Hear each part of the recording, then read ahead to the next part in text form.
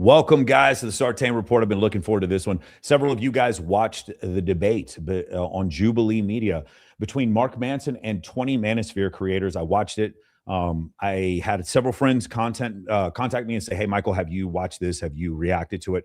So I decided to do a reaction video. First off, I want to say I'm not going to try to do anything insulting. I want to apologize if I come off as insulting. Mark Manson got a lot of things wrong. If you guys watch the debate, you watch it with any kind of open eyes, you could kind of see he made a lot of claims that were a little bit absurd. We're going to go over some of those claims. The first one obviously being that the manosphere is a billion-dollar industry. That's obviously ridiculous. The reason why men have fallen behind in the job market, labor market, is because of the globalization of the marketplace, not because of DEI. He goes over things, how having more sexual partners probably creates a stronger relationship, things that I can actually refute with data. That's what I'm going to do today. So stand by. We're going to start off watching the video at about 1.25 speed. Call your friends. Also, for those of you who are into debate, or any of you guys who actually watched the Jubilee debate and internally you knew that there was something wrong with what you were watching, you just had a feeling, but you didn't know the data behind it. Today is going to be the day for us to give that data to you. I just want you guys to understand, I'm more interested today with being surgical and thorough than I am with being entertaining. A lot of you guys who get into debates with your friends about this, when it things having to do with things like DEI or feminism hurting men or the suicide rate or things like that, I'm going to be presenting a ton of evidence today, probably 40 different studies. I want you to screenshot these studies. I want you to use them whenever you're having discussions about this with your friends. I'm not as pro-manosphere as I am anti-bullshit. I'm tired of people gaslighting these positions. I'm tired of people acting as if the reason why we're in this this problem economy is simply because men have fallen behind. I'm tired of the gaslighting and I'm tired of the name calling. And so whereas I'm not pro-manosphere, I'm not going to sit here and spend this however long this takes. It's going to take a while because we're going to review the entire video. I'm not going to spend this entire time defending HS tiki-taki. What I am going to do instead, though, is that when Mark says things that are common misconceptions about intersexual dynamics and men falling behind, I'm going to point those things out. But the difference is I'm actually going to bring data. There's actually a few points where they use this program called SAN to do fact checking for the debate. And SAN actually gets some things pretty horrifically wrong. And we're going to call those things out as well. So let's get started with the video. Please forgive me, guys. We're going to start off at about 1.25 speed, or else we're never going to get through this video. And we might move it up faster or slower, depending on how it looks from that point forward. Hi, I'm Mark Manson.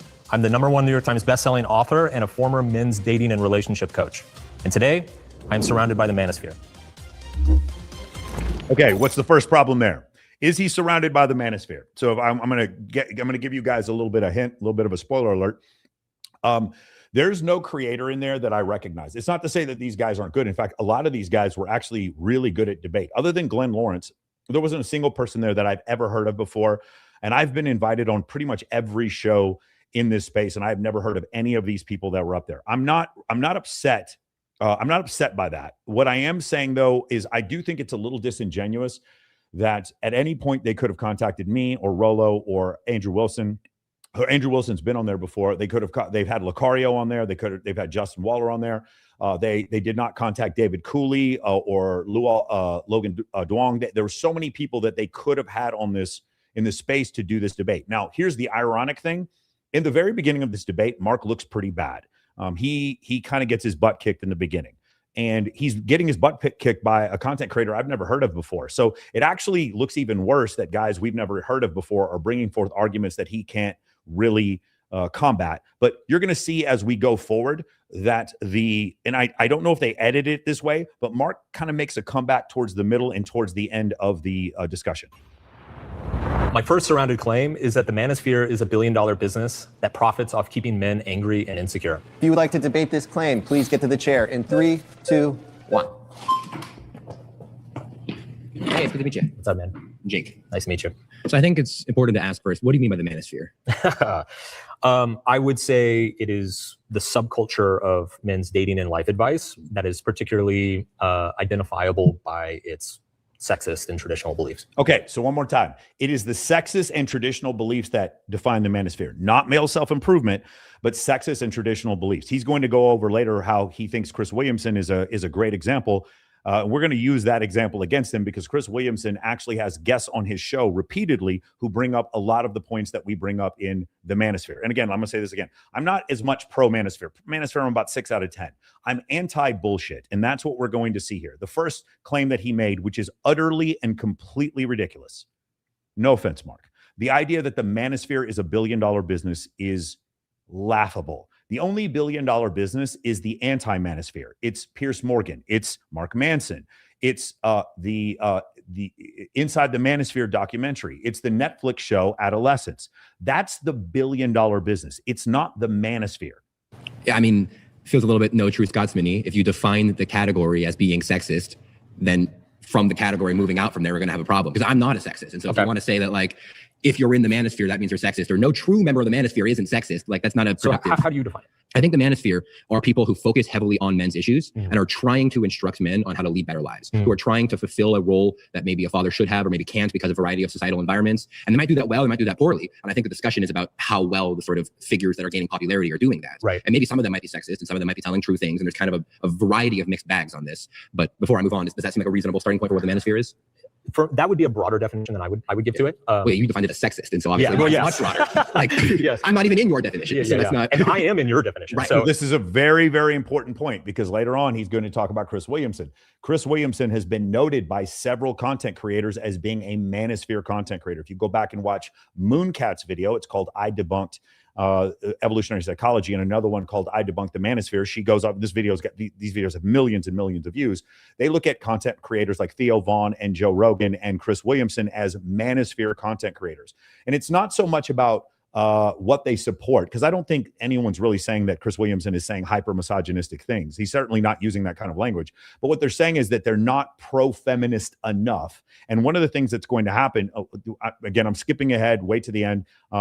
At the very end, you're going to see what I kind of expected, which was for Mark Manson to come to the realization after talking to several of these individuals that they aren't as misogynistic and they aren't as draconian as he thought that they were going to be. He found that a lot of the values that they had, he could actually agree with.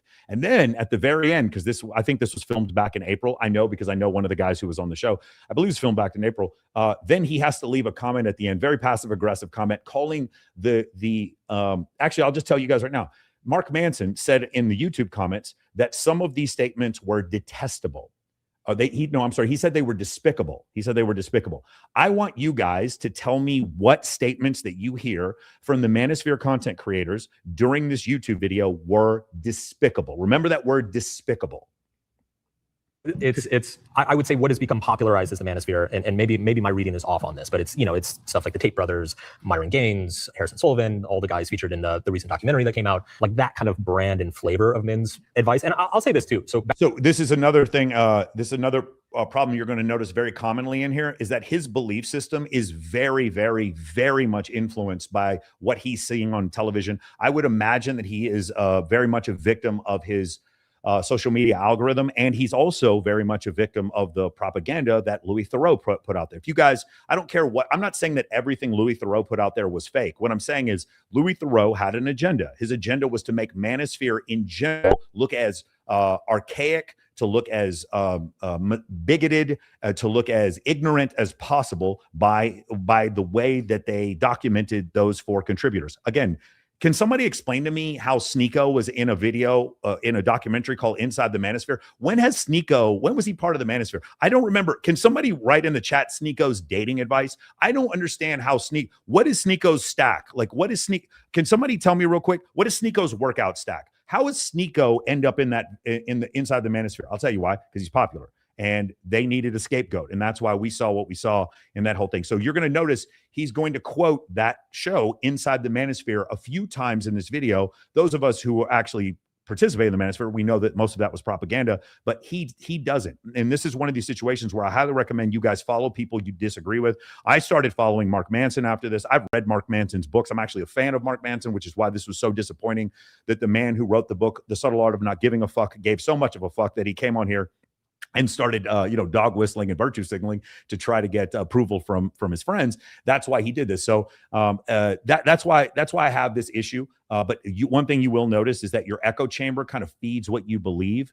And I'll call, it works both ways. I think people were way too up in arms about this whole Odyssey movie. It wasn't as crazy as people were saying. And I think the people were way too up in arms believing that the TV show Adolescence on Netflix and that the documentary, I use in quotes, Inside the Manosphere was actual real life, factual drama. Back when I was in this industry and I was giving them advice professionally, there was a pretty clear delineation between the guys who were just genuinely like, hey, let me help you try to get a date. Like, let me help you try to help you get a raise at work, right? Yeah, and there was a whole, get stronger, there was a whole subculture of men who really very much define their message around anti-feminism. Women are ruining culture and society. Feminism is ruining culture and society. Okay, so this is you'll notice that they do this thing where they kind of package it in there. If you guys have ever seen when Congress tries to pass a bill and they squeeze this language into the bottom of the bill, hoping nobody recognizes what's going on. What he said were two different things. He said women ruining society and that feminism was damaging. I don't think women are ruining society. Women are just acting as women. They're acting in their interests just like men are acting in their interests. But feminism is ruining society. And these are two different things. Is feminism ruining society? I don't mean to say it like from a victim standpoint, but feminism did cause some downstream ramifications that have had damaging effects on society. And the reason why I'm going to show you this, I know a lot of people are like, oh, here comes Michael with the bro science. No, I'm actually going to use guests of Chris Williamson's podcast to show that feminism and the derivative of feminism, specifically DEI, has indeed damaged men, which was something that Mark Manson ignores during this broadcast. It's really important you guys understand this. Mark Manson, I don't envy him because he's put in this unenviable situation where he has to sit there on a tightrope while he's juggling, and somehow he has to explain that men are suffering. But the reason why they're suffering is not because of feminism and DEI. And then he says there's reasonable people out there that are making great content. And he talks about Chris Williamson. But at the same time, Chris Williamson has had Steve Stewart Williams, Dr. Deborah So. Chris Williamson has had Jeffrey Miller. He's had Richard Reeves and several other content creators who have had negative things to say about DEI. And again, DEI, no matter how you shape it, is a derivative of egalitarian feminism. So we're going to go over that here in just a second. But I want you guys to watch how he has to sort of walk this tightrope without falling off. It's like, yes, I understand that men are suffering. Of course, nobody wanted to admit that men were suffering 6 years ago, but now he has to admit that men are suffering, but he has to do so in a way where he has to make up some other reason they're suffering other than the actual reason why they are suffering. That doesn't mean all women are, but it does mean feminism is. And I think it's an issue to conflate the idea of like, oh, women are like women Sure. versus the philosophy of feminism. Sure. Because you could have male feminists who I think are often more destructive for culture than female feminists are. Right. And you could have women who are not feminists. And so on both ends. I don't know who this content creator is, but I am actually going to probably do a series on the exact same thing he said. Male feminists are some of the darkest, sickest human beings I've ever seen in my life. I just want you guys, I've said this before. If a male feminist came around my daughter, my nephew, my daughter, my niece, one of my female cousins, my aunt, I would chase him away with probably a pistol.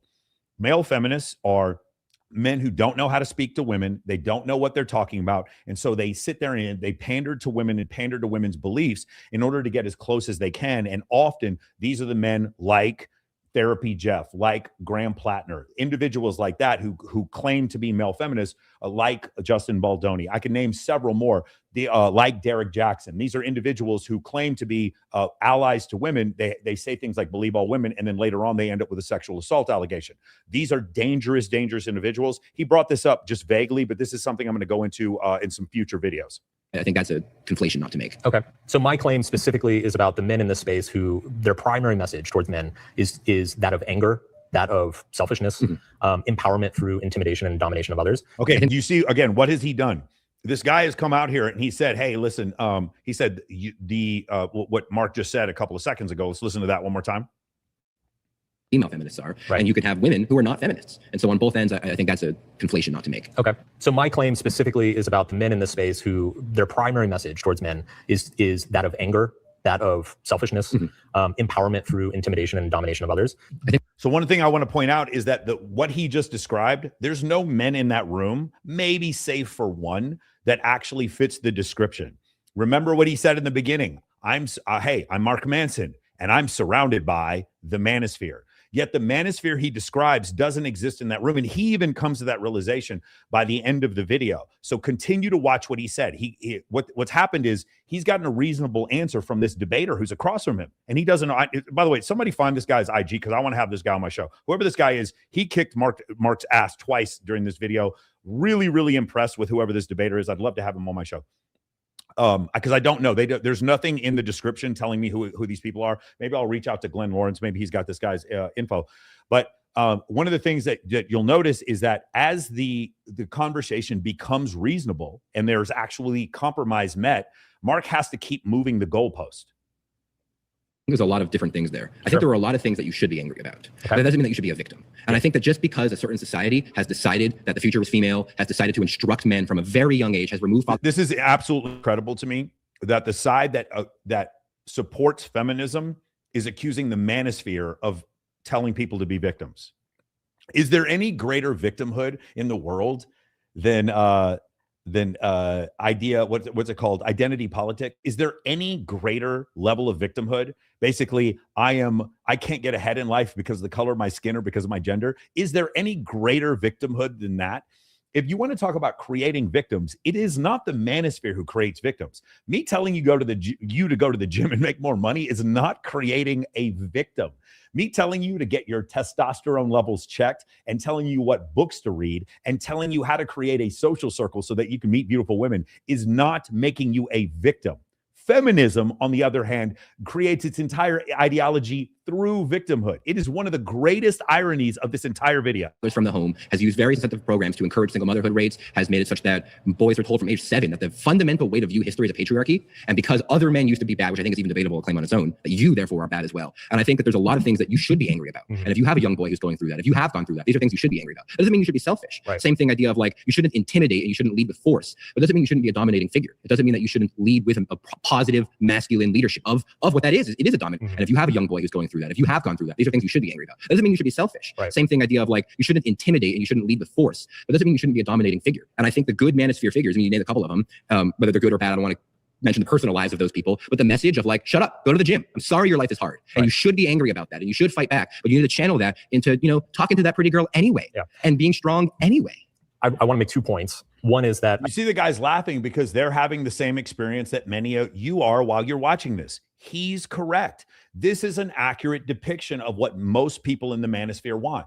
They want the success for men in general. They want to build a brotherhood that has been taken away for a lot of us because of the global, because of the Zoomification, because of the fact that a lot of in real life meetups don't happen anymore, because our economy has gotten more virtual. But in addition to that, because so much of dating has moved to dating apps and so many of our social interactions have moved to social media. That's part of the reason why. But in addition to that, because many men can't find a job. Why is it? Because of practices largely having to do with several policies, but one of them being DEI, and we're going to go over the specifics of that later.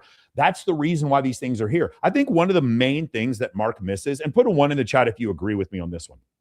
One of the main points that Mark misses is that he believes that you can just be this moderate content creator and say things that are backed up by peer-reviewed science, things about, hypergamy, or things about dating apps, or things having to do with the fact that the suicide rate for men, all these things. He thinks that you can say these things and that you're not going to be deplatformed, demonetized, and ratioed. He doesn't recognize that privilege is invisible to people who have it. Mark is an established liberal. He's not going to be deplatformed on YouTube or any other platform. His message is always going to be promoted. Mark has 10 million followers on social media. Tell me the social media creator that has 10 million followers. And I know before you guys say Andrew Tate, understand Andrew Tate's lost his YouTube. He lost several Instagrams. These guys have lost all their platforms. The manosphere is $1 billion business. How's it $1 billion business? Do you guys know how much Fresh and Fit, their podcast, makes every week on YouTube? $0.00. They've been demonetized. These platforms have lost their point of sale. They've lost their ability to make money, but it's $1 billion business? Seriously? The $1 billion business is the Netflix documentary. The $1 billion business is adolescence. That's the $1 billion business. It's Hollywood. It's not this. It's not the manosphere. And so one of the problems that I think Mark kind of loses is that you can be very moderate, have very moderate beliefs, have standards for yourself based in maybe traditional beliefs or maybe religion. And when you do so, the internet pushes you into a group where the only people who accept you are the manosphere. And if you don't believe me, look at how many content creators literally call Theo Vaughn, Joe Rogan, and Chris Williamson a member of the manosphere. I think you've just done the same thing with feminism that you accuse me of doing with the manosphere, right? Which is... Well, that's because it's possible to do both, because there is an extreme version of feminism that caused the problems that we're dealing with. We'll go over that in a little bit. Some of the most extreme claims and then classifying the entire school of thought based on those extreme claims. We can get into the nuts and bolts I'm of that, taking what's taught in elementary schools, which is some extreme stuff. And the extreme manosphere stuff isn't taught in elementary schools. I understand the future is female. You see people wearing that in their elementary schools. I understand. Can we agree that? I mean, this is, I'm just curious.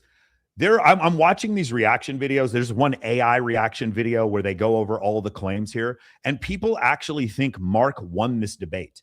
I'm trying to be as empathetic as possible. Jubilee, I'm trying to understand what's going on here. Mark is not winning this debate at this point. I just don't understand how you could look at this, what's going on right now, with any level of unbiasedness and say that Mark is winning this debate. He's correct. The propaganda of feminism, whether you're pro or against, is being taught in elementary school, but the manosphere is not. And feminism has been around a lot longer than the manosphere. We're going to talk about problems that men have. And these people, this just incredibly ridiculous, almost specious belief that the reason men are having these problems is because they're listening to the manosphere that wasn't even that popular 7 years ago. That's the reason. It's not because of the fact dating apps have made it almost impossible for the average man to get a date. That's not why. It's not because of DEI causing these universities to barely accept men into their schools. That's not why. It's because of the manosphere. That's the reason why. Again, who are the real victims? An extreme position. I do agree with that. Okay. So like, I would agree with you on that probably shouldn't be in an elementary school. Yeah. Funded by the state. Yes. The second point, there's the advice and then there's the packaging, right? Yes. What you just said, right? Get your life together, go to the gym, take care of yourself, like work Amen. on yourself. Yes, Right? Like these are all great things. My point would be that you can get that advice in 100 other different places without the toxic packaging. But that doesn't go viral. People don't see it. The media suppresses it. The environment, if you want to get the message out, you have to go extreme. And I wish we didn't have that. I actually think it's even deeper than that. I think if you want to get the message out, you got to go liberal. Like there's no conservative content creators don't do that well. This is one of the, they just don't. Now maybe eventually you break free and you become like Chris Williamson is just barely right of center, or like someone like Joe Rogan. There are exceptions, but it's like the idea that what I'm saying is Mark Manson can have a middle of the road milquetoast belief system and go incredibly viral online. He can, because his belief system is pushed by the intelligentsia. It's pushed by academia. His belief system, and I hope Mark wouldn't take offense to me saying this, but he has to understand that the New York Times is going to side with him, not with me. It's the London Times is going to side with him, not with me. Academic journals are going to side with him. They're not going to side with me. You understand that, like, the Democrat Party is going to side with him. They're not going to side with me. YouTube's going to side with him, not with me. TikTok's going to side with him. They're not going to side with me. He has to at least understand that literally for us to make content that goes viral, we have a lot more barriers and obstacles we have to overcome than the people on the left do. And if we want to talk about how we should restructure the systems of YouTube and everything, that would be great. And I think we're trying to do that now. We're trying to get this out. Do you have to go extreme? I mean, like, so I'll give an example of somebody who I do think is a healthy figure in this space, which is Chris Williamson. He's like the eighth. Ding, ding, ding, ding, ding. Please remember that name. Mark Manson, Your Honor. Mark Manson, facts and evidence, Your Honor. Mark Manson brought up Chris Williamson. I am going to use Chris Williamson as if I pulled his arm off and beat him over the head with it. Him calling Chris Williamson. Do you want to know how I know body count matters? Because I watched Mac and Murphy talk about it on Chris Williamson. Do you want to know how I know DEI hurts men? Because I heard Deborah So talk about it on Chris Williamson. Do you want to know how I know men are suffering in academia? Because I listened to Richard Reeves talk about it on Chris Williamson. Do you want to know how I know that men are suffering in dating? Because I listened to Scott Galloway talk about it on Chris Williamson. Do you want to know how I know that academia has a massive bias against men? Because I listened to Steve Stewart Williams talk about it on Chris Williamson.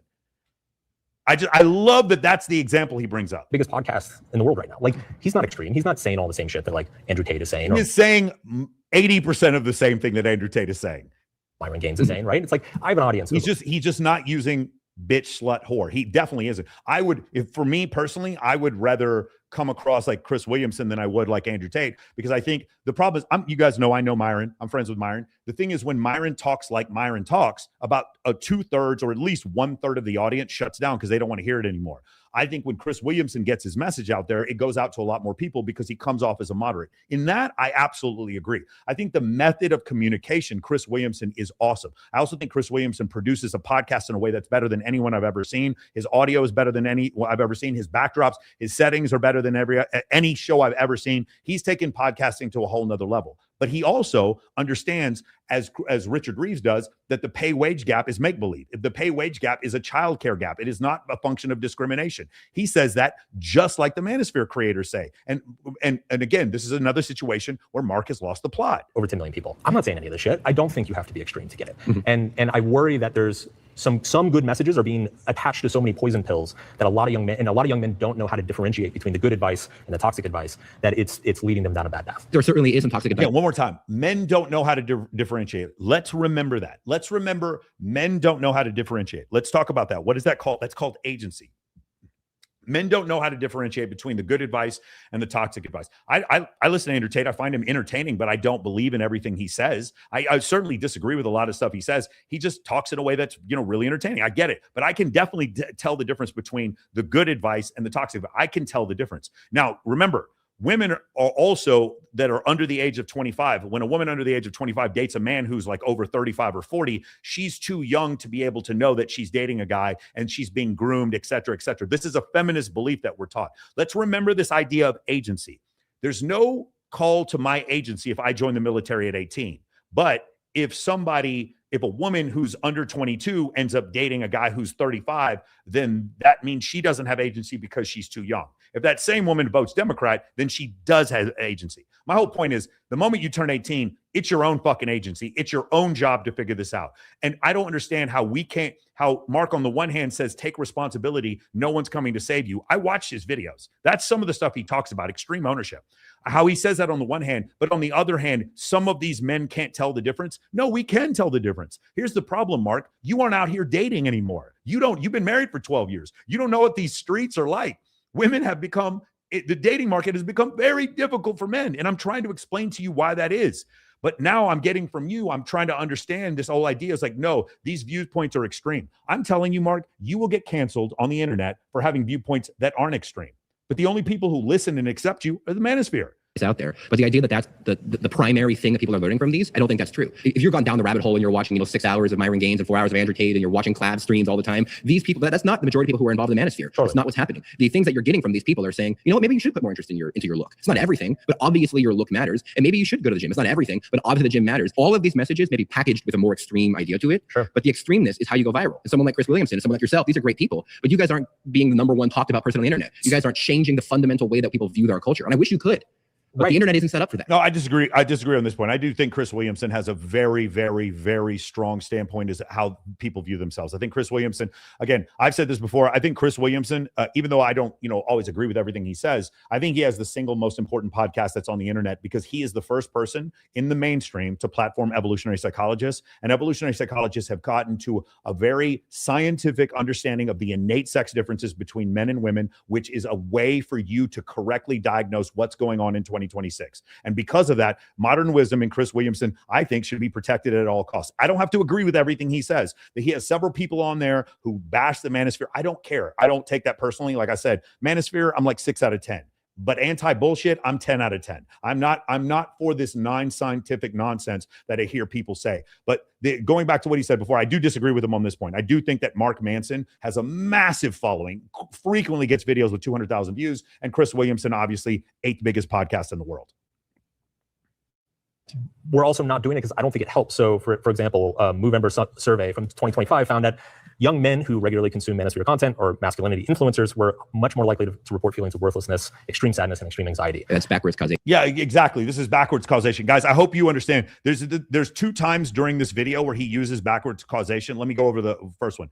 The first one is the idea that people who report feelings of loneliness or desperation watch Manosphere content. No, they felt lonely and desperate before Manosphere. Guys, you understand. The Manosphere really, people were barely watching it up until 2019, 2020 when Fresh and Fit started. Like, what we're talking about is the modern Manosphere has only been around for maybe 5.5 years. It's really not that big. The idea that all of a sudden these people are lonely and depressed because whatever podcast, you're just not diagnosing this correctly. What's actually happened is that people who feel desperation are going to the only place that's recognizing them. Do you understand? If you go on TikTok and you start talking about the male loneliness epidemic, there's a group of women that'll say it doesn't exist, but there's a second group of women that is like, well, yeah, men are lonely, but it's just because they're losers. We've been living in a patriarchy for the last 10,000 years. Men deserve to suffer. That's what's going on. You want to know why people gravitate towards manosphere content? I'll tell you why. Go watch one of the episodes of the Michael Sartain podcast when I interviewed Richard Reeves,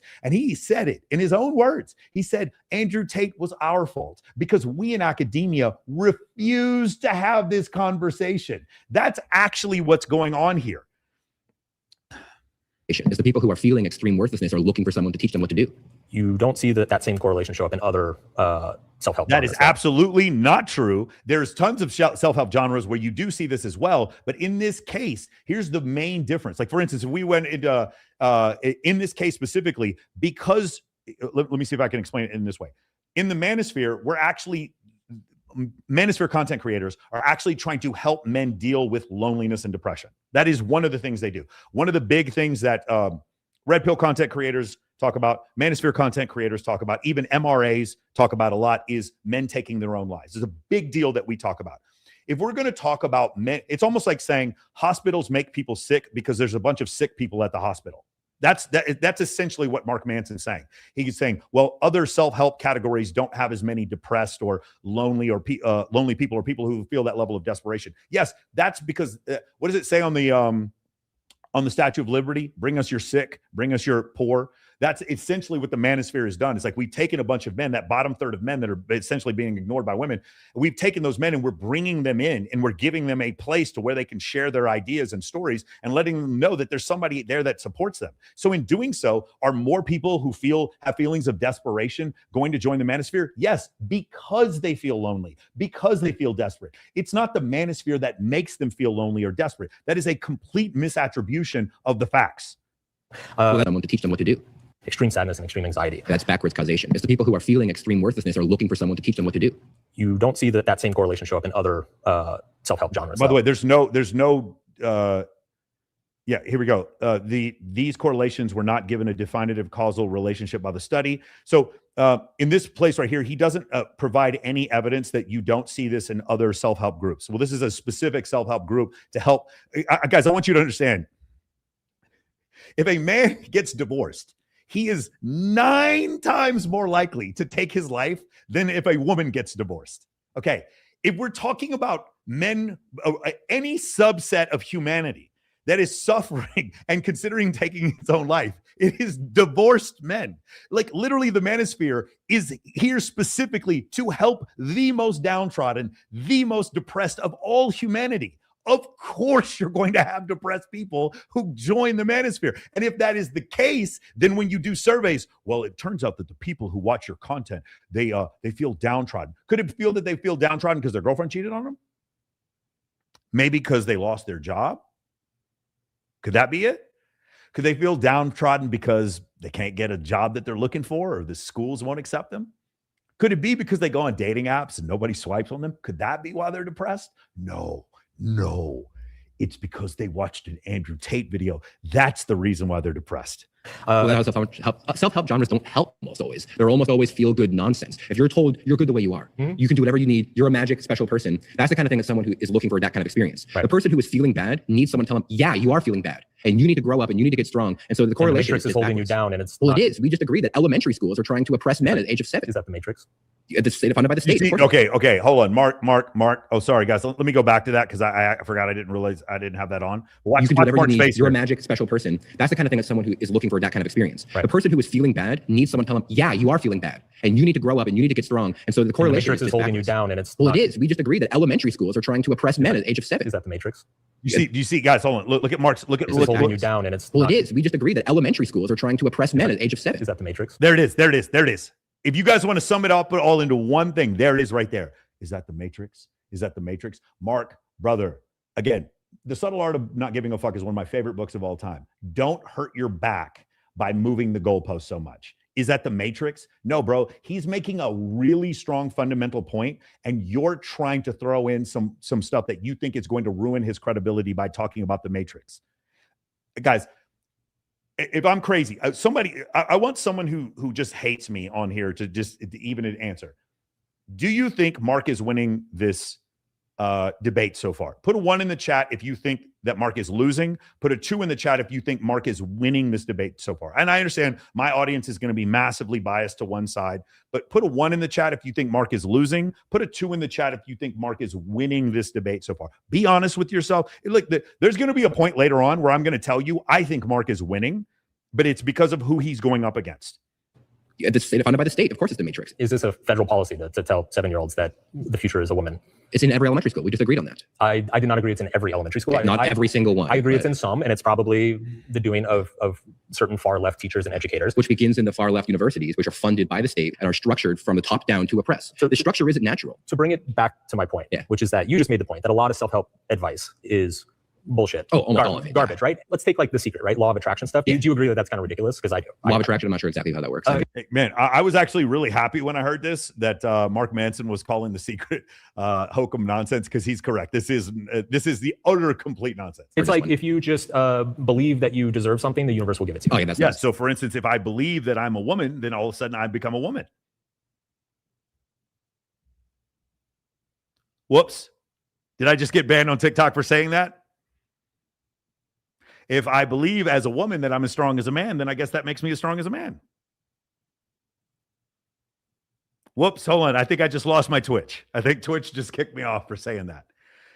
If we would, Mark, if we want to talk about believing in fairy tales, trust me, it's not this side that's believing in fairy tales. Okay. But it is the case that you can fake it till you make it, and if you act as though you have it, you might be more likely to get it. Perfect. So we agree on that. So that's a perfect example of what's actually like kind of a good piece of advice, but then it's packaged in this ridiculous cosmological, like, oh, the universe's energy is going to serve you what you deserve and all this shit, right? It's almost the health and wealth gospel, which is a violation of the Christian heresy. Basically. But that gets millions of people to start focusing more on their goals and dreams. So my argument is that the Manosphere is doing the same thing. It has all of this ideology around the Matrix, and the system is oppressing you, and you should be angry and all this. Well, you should be. So get up and clean your room and go to the gym. Yes. So it's good advice packaged in this, like, but the package that you just said that you should be. Yo, this is actually a pretty significant compromise that I didn't expect Mark to come up with. And this is actually what I agree with.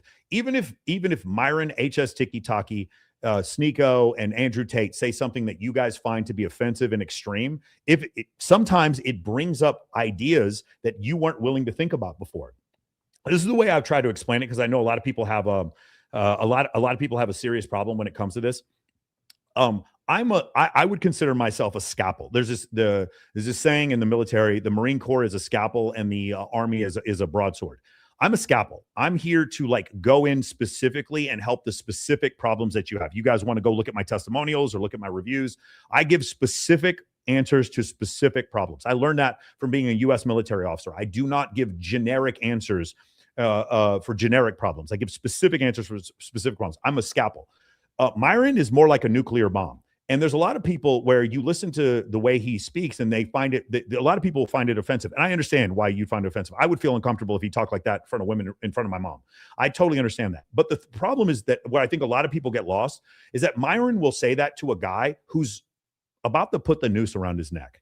He'll say that to a guy, and that guy, for the first time in his life, will wake the fuck up. He will. I've seen it happen before. Some people need a scalpel to cut out the cancer. Some people need a nuclear bomb to wake them the fuck up. Myron is a nuclear bomb. We all have a different purpose. I don't find what he has to say offensive. I don't even find anything Mark has to say offensive.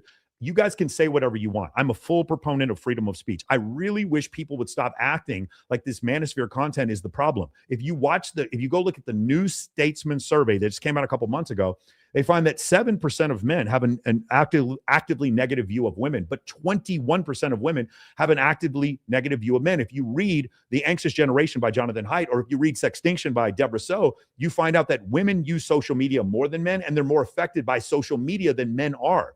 That's the place that we're in right now. And why can't we just admit that's where we are? And the reason why is because some of the things we talk about, especially when it comes to the idea of women being attracted to narcissists, it makes women not look that great. The idea that DEI might be the reason that men are falling behind, it doesn't make feminism look that great. So we need to obfuscate. We need to pick up the goalpost and keep moving it. Is that the Matrix? Is that the Matrix? Is that the Matrix? Angry is the correct package, because I'm angry. Pause there. You've been voted out by the majority. Great talking. Yeah, okay. I think we agree on more things than it may seem. We might. Hey, how you doing? Good. Okay. What's your view on men right now? So this is Looks Maxer named Will. I think this is kind of interesting because Will got a lot of airtime on this one. It's interesting listening to these points. But again, I want to point this out. This is something that I was very surprised by. Mark, I think he didn't handle himself horribly, but I don't think he did very well with that first debate, that first debater. I think that guy actually did better than anyone else during this entire broadcast. I think the first guy that Mark Manson went up against. And then at first I was very confused. I was like, why would Jubilee allow a guy with 4 million followers like Mark Manson kind of get his butt kicked in that first debate? As you watch, just watch as we go along further and you start seeing people talking about Christians and mysticism and these are the feelings and women are a broken down car. And the arguments start to break down a little bit. And Mark starts to look a little bit better near the end. And it's very much like Argentina kicking that goal at the end of at the end of all those games in the World Cup. It's like Mark comes to save the day at the end. I do think this may have been edited a little bit to make it look that way. Maybe I'm wrong, but that's what it kind of seemed like to me. 2026. Do you believe that the current situation for young men is approximately the same as, 15, 20 years ago? Or No, it's much worse. Okay. Why would you say that it's worse? Things have gotten really rough for young men. And I think it is fundamentally structural and economic. It has to do with the technology. It has to do with... Hey, remember, it is structural and it is structural and it has to do with the technology. I want you guys to understand one of the things he's going to stay out. I'm just going to skip ahead just a little bit.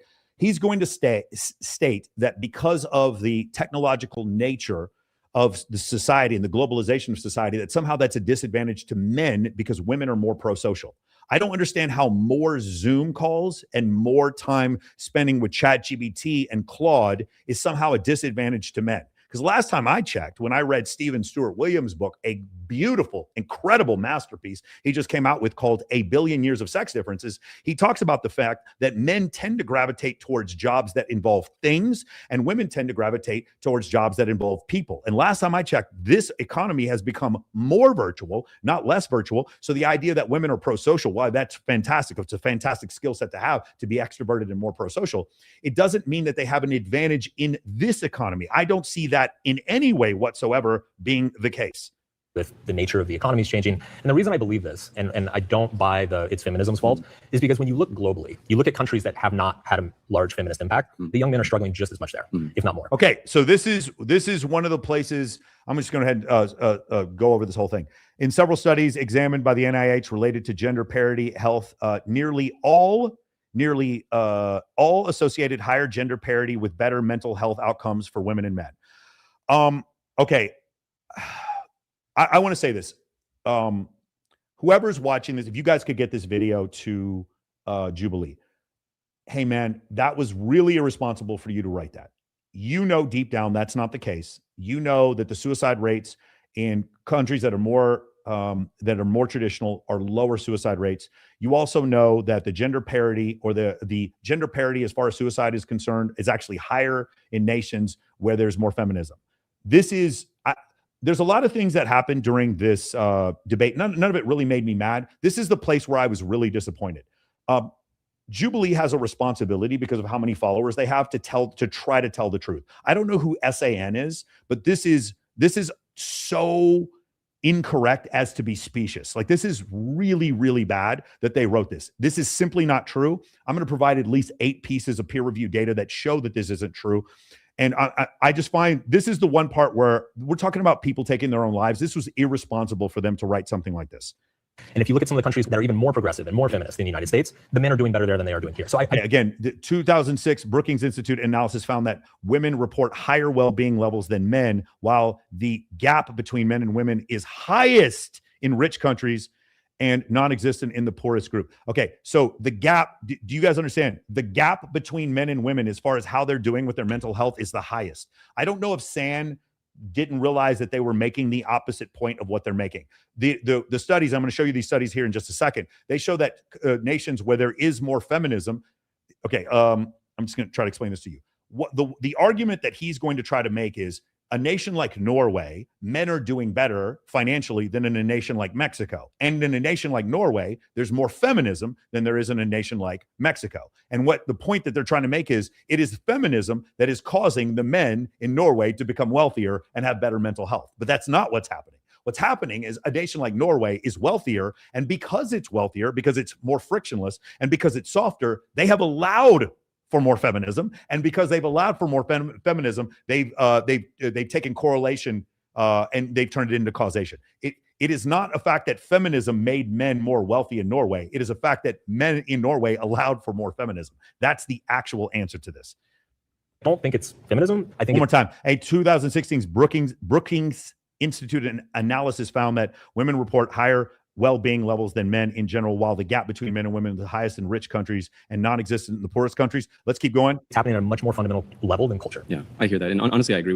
Research on global well-being is largely based on self-reported surveys, which made broad analysis susceptible to methodological differences. This is really important. Instead of like, I'm going to show you some data that is not vague, that's very specific when it comes to this. I want you guys to check out some of this data. I think this is a place where, like, I'll give you an example. Here's a nation that doesn't have a ton of feminism, China. If China, which had less feminism, was actually hurting men, then what you would see is a higher suicide rate in a country with less feminism. You guys want to go look at the suicide rates in China compared to the United States?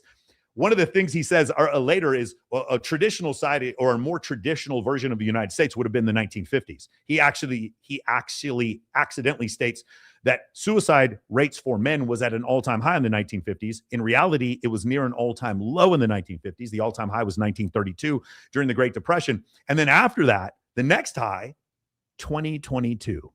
So the problem that he's making is he keeps saying that traditional societies create higher levels of suicide. Of course, if you read In a Billion Years of Sex Differences by Steve Stewart Williams, or if you watch my interview with him, you'll notice that that is one of the things we cover. In traditional societies, the all-time lows of the entire planet, traditional societies have the lowest rates of male suicide of any place in the world, including places like Jamaica. I know some people are going to say, well, these are all Muslim nations. A lot of them are. Jamaica is not a Muslim nation. And the United States back in the 1950s also did as well. So this is another misleading at best, and to be frank, actually kind of like deceitful. Manosphere characters, they use the anti-feminist and anti-women thing as a kind of, it is a packaging, and it does obviously go viral. Yeah. But I think what's interesting to me is that we have this conversation of, does the cart come before the horse? Is the manosphere causing men to be angry at women, and that's causing more incel behavior? Or is the society becoming more difficult for men to navigate and creating more incels that are already frustrated, and they see this content on YouTube saying, you should be doing this and that, and this is really what women think, and that resonates. So what would you say? You're saying that it's... I would say it's both. It's both. I personally believe that the manosphere is the wrong answer to a very legitimate problem, right? The legitimate problem is that young men and boys are struggling. They have fewer role models. They're not having sex, right? Right, and they have fewer role models. They have fewer people to look up to. They're getting advice from fewer places. The manosphere is filling that vacuum, but I believe that it's filling it with a lot of toxic information. There's a whole subreddit called X Reddit. Okay, hold on. But do you see how he kind of goes over this point? I think that there's a vacuum. Why is there a vacuum, Mark? Guys, you write it in the chat. You know the answer. Why is there a vacuum? Why is there all these people that felt that they weren't getting listened to? Don't worry. I'm not interested. If you guys want to go over each and individual thing that Andrew Tate said, don't ask yourself. I don't care about whether or not he thinks women can drive or the fucking 19th Amendment. That's not what's important. What you need to ask yourself is what happened? Why was there such a vacuum that he became the most Googled man in the world? Why did that happen? Do you understand? In order for you to become the most Googled man in the world, you have to be filling a void. You have to be filling a gap. Mark talked about a vacuum. Mark, why was there a vacuum? Was there a vacuum because you were willing to talk about these problems? You weren't. The only reason there's a vacuum is because during the Trump and Harris election, during the campaigns, you saw that Kamala Harris literally had Cardi B and Megan Thee Stallion up there dancing. Women whose whole their whole narrative, their whole persona is about promiscuity and feminism, basically forgetting men. You want to see something crazy, guys? Go look at the amount of African-American men, or the percentage of African-American men under the age of 30 who voted for Biden, and then look at the amount that voted for Trump. It's crazy. The rise in the amount of African-American men that voted Republican in this last election, absolutely crazy. And the reason why is because the Democrat Party forgot them. Academia forgot them. All these other places forgot them. You're right about the second part, about the vacuum. The part you're not describing is, why was there a vacuum? There was a vacuum because you forgot that men existed. Women outpaced men as far as graduate degrees in 1982. We're at the point now where women, it's like 60-40 enrollment. I actually think it's higher than that. I believe I read somewhere it's like 64% enrollment as far as women, as far as getting bachelor's degrees is concerned. I understand. We can argue about whether or not there needed to be a correction. I think there needed to be a correction. I do think the world was misogynistic previously. I do think previously we lived in a severe patriarchy. I do think those things are true. But right now, we don't. Right now, we live in a world where women very soon, even with the pay wage gap, are going to start making more money than men. I understand that women feel persecuted. I understand how a lot of women might not feel safe whenever they go out. But when it comes to speaking your mind on the internet, you are not oppressed. You are not oppressed. I am oppressed. You are not oppressed. You can say anything you want. And if you don't believe me, stop this video right now and go on Apple Podcasts. And you can look up a podcast right now called Kill All Men. If you think that I'm making this up, you are not oppressed. The feminists are not oppressed. The people who have misandrous content are not oppressed. Call Her Daddy is not oppressed. Wizard Liz is not oppressed. When Piers Morgan wants to attack the manosphere, he is not oppressed. Louis Theroux is not oppressed. Netflix, when they want to make adolescents, they are not oppressed. But when we make content, we get demonetized. We get ratioed. We get deplatformed. You want to talk about the oppression and what's going on here in this space, you got to ask yourself, why are we still around? All these attempts, even diverting hate, which is literally paying money to YouTube to move content away from red pill content towards people like Justin Baldoni. Even with that, how the fuck are we still here? That's the question you really got to ask yourself. Pill. And if you go through there and read, there's a wrong answer to a very legitimate problem, right? The legitimate problem is that young men and boys are struggling. They have fewer role models. They're not having sex, right? Right. I mean, and they have fewer role models. They have fewer people to look up to. They're getting advice from fewer places. The manosphere is filling that vacuum, but I believe that it's filling it with a lot of toxic information. There's a whole subreddit called X Red Pill. And if you go through there and read all those guys' stories, like it's extreme. Yeah, it's ugly. So why do you think genuinely, like what is the, you said that there's some systematic change that's happening across, you said globally. So like what do you think that is? My guess is that it's a combination of moving to a more globalized services economy, right? If you actually look at the psychological differences between men and women, right? It's like women tend to be a little bit more pro-social. They tend to be a little bit better at building and connecting and managing relationships. We're in an economy where that is more valuable than ever before. Right? Is that true? Ladies and gentlemen, let's listen to what he has to say and let's look up the data when it comes to that, okay? The timeline does not fit. Mark Manson's claim, Jubilee 2026, it is a fundamentally structural and economic, moving to more globalized service economy. Women tend to be a little bit more pro-social. That was his statement. And let's read. The timeline does not fit, okay? Educational data, U.S. Department of Education, NCES, guys, this is the part where I would love for you guys to go ahead and screenshot some of these slides. Let me see if I can get the chat a little bit further out of the way here. Let me see if I can make the letter smaller so you guys can see. Actually, I'm going to turn the chat off just for a second so you guys can screenshot this. The college crossover happened 12 years before NAFTA, 19 years before China joined the WTO, and boys trail girls in reading from kindergarten, 5 years old, and are not competing in the globalized job market. So this whole thing where men were falling behind happened before NAFTA happened. So that would be the first thing, kind of showing that what he's saying is incorrect.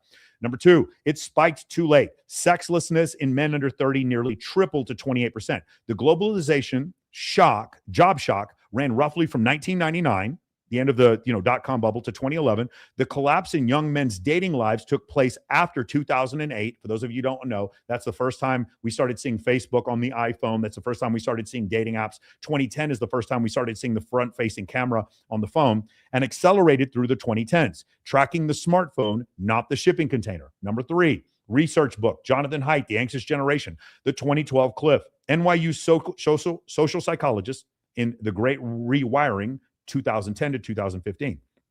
Teen mental health fell off a cliff in the exact window smartphones, front cameras, and Instagram saturated adolescence. Nothing happened to trade policy in 2012. The fingerprints on the acute crisis belong to the phone. Let's keep it going, guys, because I'm not done. Let's go ahead. This right here. It starts in kindergarten, not the job market. The Brookings scholar who says it's not just the economy. This is Richard Reeves of Boys and Men. Reason why we want to bring up Richard Reeves. Why do we love Richard Reeves? We love Richard Reeves, first off, because he came on my show. But secondly, we love Richard Reeves. Why? Because he went on, drum roll, Chris Williamson. It goes, the Brookings scholar who says it's not just the economy. 60-40 female to male ratio on U.S. college campuses. 2/3 of the top high school GPAs are girls. 2/3 of the bottom 10% are boys. The college gap is divided by GPA, not aptitude. Math scores explain none of the enrollment gap. The gap is built in the classroom years before anyone enters the job market. Now, before you guys say, well, yeah, that's because women are better, because women are smarter. No, there is no data showing that women are smarter than men.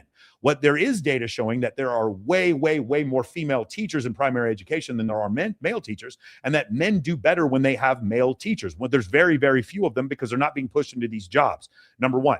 Number two, what we're finding is that the way schools are set up benefits women more than men, and women actually, I've said this a million times, women as far as being pro-social, Mark was definitely right about that. Women being pro-social, they're actually advanced maybe 1 to 2 years ahead of men when it comes to their pro-sociality. Schools, the way they're set up today, are not set up to help boys. That's one of the other problems. If you don't listen to me, don't listen to this. You guys think I'm some weird MAGA, knuckle-dragging troglodyte who hates women and gays. Don't listen to me. Listen to Richard Reeves of the Brookings Institute. Don't listen to me. Don't come after me. Come after him. Schools are mistimed for boys. This is Reeves' development and education data. Boys' brains are mature later, especially the planning and self-control system school grades on. Roughly 3/4 of teachers are women, and boy typical behavior gets medicalized as ADHD. A 0.1 challenger made this very video, and Mark agreed. So one of the guys talked about this, and Mark agreed about this whole situation. Fatherlessness is its own cause. This is also from boys and men. Reeves treats the displacement of fathers as an independent driver of boys' outcome with its own research literature, not a side effect of trade policy. Boys without fathers fall furthest behind. So fatherlessness is another reason. Again, fatherlessness. I'm just going to ask you, I'm not saying that feminism promotes fatherlessness, but does feminism tell women that they need men to raise a child? Be honest with me. I would love, I don't care how much of a stark liberal are you. Do you believe that feminism promotes a nuclear family with a mother and father? I just want to know. Just tell me, boy, it got really hot in here for some reason. I'm getting death threats. I don't understand what happened. I just asked the question. Do you believe that feminism encourages a father in general to be part of a child's home? Yes or no? I'm just asking the question. Can I ask the question? That's all I'm doing. Okay. The economic damage is real and insufficient. 9 million prime age men out of the labor force. Men are 3 of every 4 deaths of despair. Deindustrialization matters, but Reeves fixes our school side, start boys later, recruit male teachers, vocational tasks, because that's where the evidence points. Okay, by the way, I just want to let you guys know the typing, the print on here is really small, and I have my contact lenses in, so it's hard for me to see stuff that's this close, so I'm trying to read it. But I want you guys to take a second so that you can screenshot this, and then let me see what the next one is after this. Slide 3. Okay, we'll get to that in just a second. This is all right, beautiful. Let's keep it going. Let's keep this stuff going here. And right? If you look at male psychology, right? Men are, I think, 4 times more likely to have ADHD. Men tend to lose interest in things. They have lots of anti-energy. We have so many devices, so many screens bombarding us with distractions all the time. It wouldn't surprise me if young men are more susceptible to that sort of distraction and that dopamine treadmill than young. Mark, this is one of the craziest things. So he says, let's review exactly what he says. ADHD. Men tend to lose interest in things. They have lots of anti-energy. We have so many devices, so many screens bombarding us with distractions all the time. It wouldn't surprise me if young men are more susceptible to that sort of distraction and that dopamine treadmill than do you guys think that men are more susceptible to that distraction and the dopamine treadmill? Do you think that's what the data tells us? If you guys saw my whole video that I made about anti-male content and what exactly it does, if you guys saw that, you know that this is according to Deborah So from her book Sextinction, and also from the book by Jonathan Haidt called The Anxious Generation. Women are actually women use social media more, and they are more affected by social media than men are. But let's go over the data. The real dating market shock was the phone. This goes over Deborah So and Sextinction. Guys, I'm gonna tell you a couple of things real quick. Number one, if you're a liberal or you're a feminist, you need to do everything you can to get rid of the GSS. the General Social Survey is kicking your ass Every month, there's a new study that comes out that just proves that hypergamy is real, that men are being left behind. Every month, you guys try to act like these things aren't happening, and the GSS just blows your door off. That's number one. Number two, you guys need to figure out a way to cancel Deborah Soh, because she just basically did a ton of study and wrote an incredible book that just debunks almost every single one of these things. I don't have to go, bro. Again, if I want to know that body count matters, I just have to watch Chris Williamson. I just have to watch, because he had Mac and Murphy on. If I want to know that DEI is the reason why men are falling behind, I just have to watch Chris Williamson. That's all I have to do. You know who else I saw on Chris Williamson? Mark Manson. I think that's probably why he had him on there. But this is crazy that this is the narrative that people are still going with. Let's get back to this. 1 second, guys. Here we go. Okay, slides. There we go. All right. The imbalance in dating market. I'm going to turn this off because I want you guys to be able to screenshot this. The imbalanced dating marketplace. SOs cause smartphone, social media, and dating apps that concentrate women's attention on a tiny fraction of men. Remember that you talked about the dopamine, the race for dopamine, and expose every woman to an infinite pool of higher status options. You know, I wasn't going to do this, but let's just go back to this real quick. Let's listen to what is going on here? Guys, stand by. I'm having a little issue here. There we go.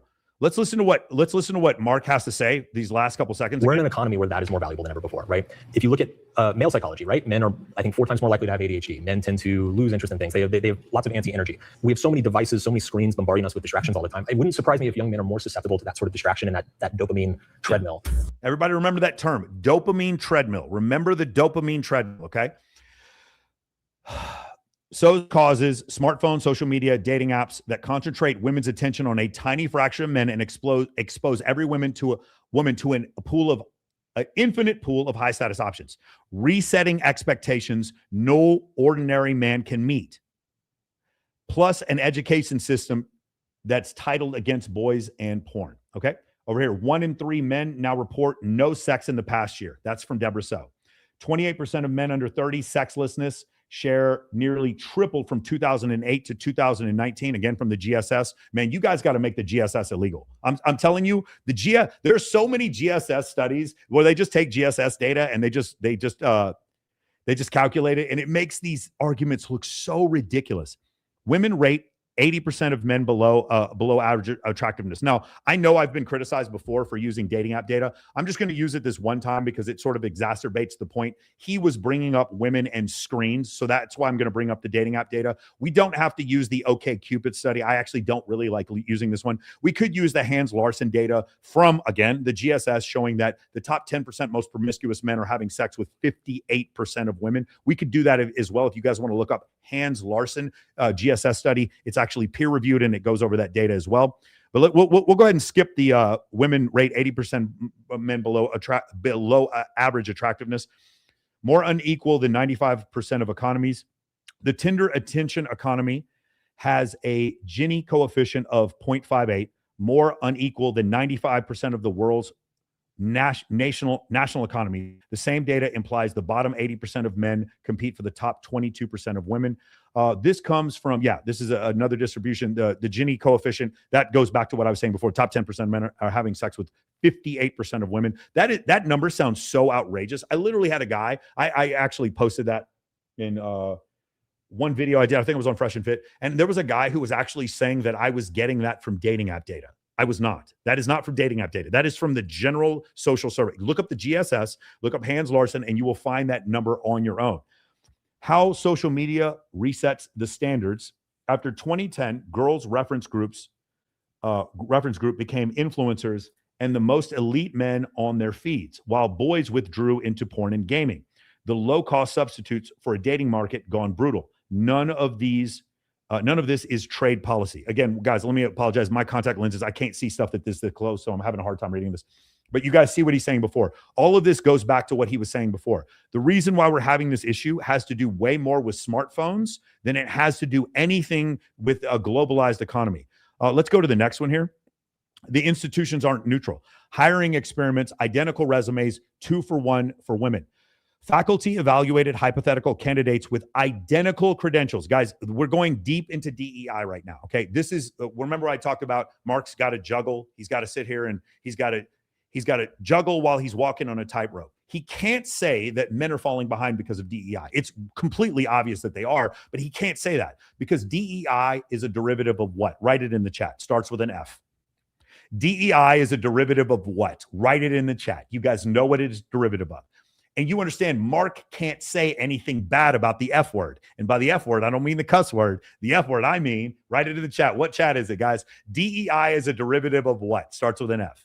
It's a derivative of, wait for it, drum roll, feminism. And because of that, you know, Mark can't blame feminism for the reason men are falling behind, because one of his later surrounded claims is that feminism has done less damage than pornography. Let's keep it going. Oh, shit. Hold on. At the stage here. All right. We're still on the slides. Let's keep going. Yeah. Institutions aren't neutral. The hiring experiment, identical resumes, 2 for 1 for women. Let me make this a little easier here. Faculty evaluated hypothetical candidates with identical credentials for tenure track science jobs. Results 2-to-1 preference for women. The evaluators from evaluators both sexes across fields, when institutional preferences is measured experimentally, it runs towards women, not against them. Meaning, so this was an experiment, guys, and I need you to understand how this experiment works. They've done this before in several other places. They basically took the same exact resumes and gave them to several different people who looked at the resumes. And when women were named, so remember, it's the same resume for a woman, same resume for a man. Women were chosen 2-to-1. So men are falling behind because of a globalized marketplace. When we do a blind experiment where we're using the same credentials for men and women, women are being chosen at twice the rate as men. These are the same credentials, but it's a globalized marketplace. That seems odd, doesn't it? That doesn't seem right. Let me move this so I can see it. Equality institutions don't correct, they look away. This is Deborah So. When institutions adopt equality of outcomes as the goal, male typical traits get treated as problems to manage. Boys are now the group falling behind at every level of education. And the institutional machinery built to catch falling groups doesn't activate for them. One more time, guys. I want to give you all the opportunity to screenshot this if you want. This is for all of you who get into a conversation with someone who clearly doesn't understand what they're talking about when it comes to these matters. That's why I'm bringing all these studies. Guys, we're already 1 hour in. I am not doing this live stream today to be entertaining. Hopefully it's entertaining. Hopefully you guys like it. I'm doing this is school. I'm not here to debate. I'm here to educate. Today is school. You're in class today. If you guys want to learn once and for all how to shut some of these people up who keep saying this nonsense, stay tuned. Screenshot some of these studies, look them up for yourself. I'm not here to be entertaining. I'm here to be educational today. So stick around. This is supposed to be thorough, surgical, complete debunking of some of this nonsense. That's what we're here doing for today. Guys, I'm down to go 4 hours if you are. We're going to go over every single second of this debate right now. Let me keep going here. Help exists, but only in one direction. This comes from the Brookings Institute. There are federal programs, campus centers, and philanthropic ecosystems for girls and women who fall behind for boys, now behind at every level of education. There's no equivalent infrastructure at all. And then the bottom line here, the one cause that's nobody's fault, the global economy did it, is the one explanation where no school, this is important, no school, no app, no institution, and no ideology has to change anything. This is really important. If what Mark is saying is true, then we don't have to change DEI. If what Mark is saying is true, then we don't have to change the acceptance levels at these universities. If what Mark is saying is true, then we don't have to cause this reverse discrimination against men in the job market. If what Mark is saying is true, then we don't have to address the fact that women are getting stuck to their phone way more than men. If what Mark is saying is true, then all we have to do is saying it's the economy. The economy became globalized. I don't understand. The economy became more technical, but yet it's worse for men. Guys, just stop real quick. Whatever you're doing.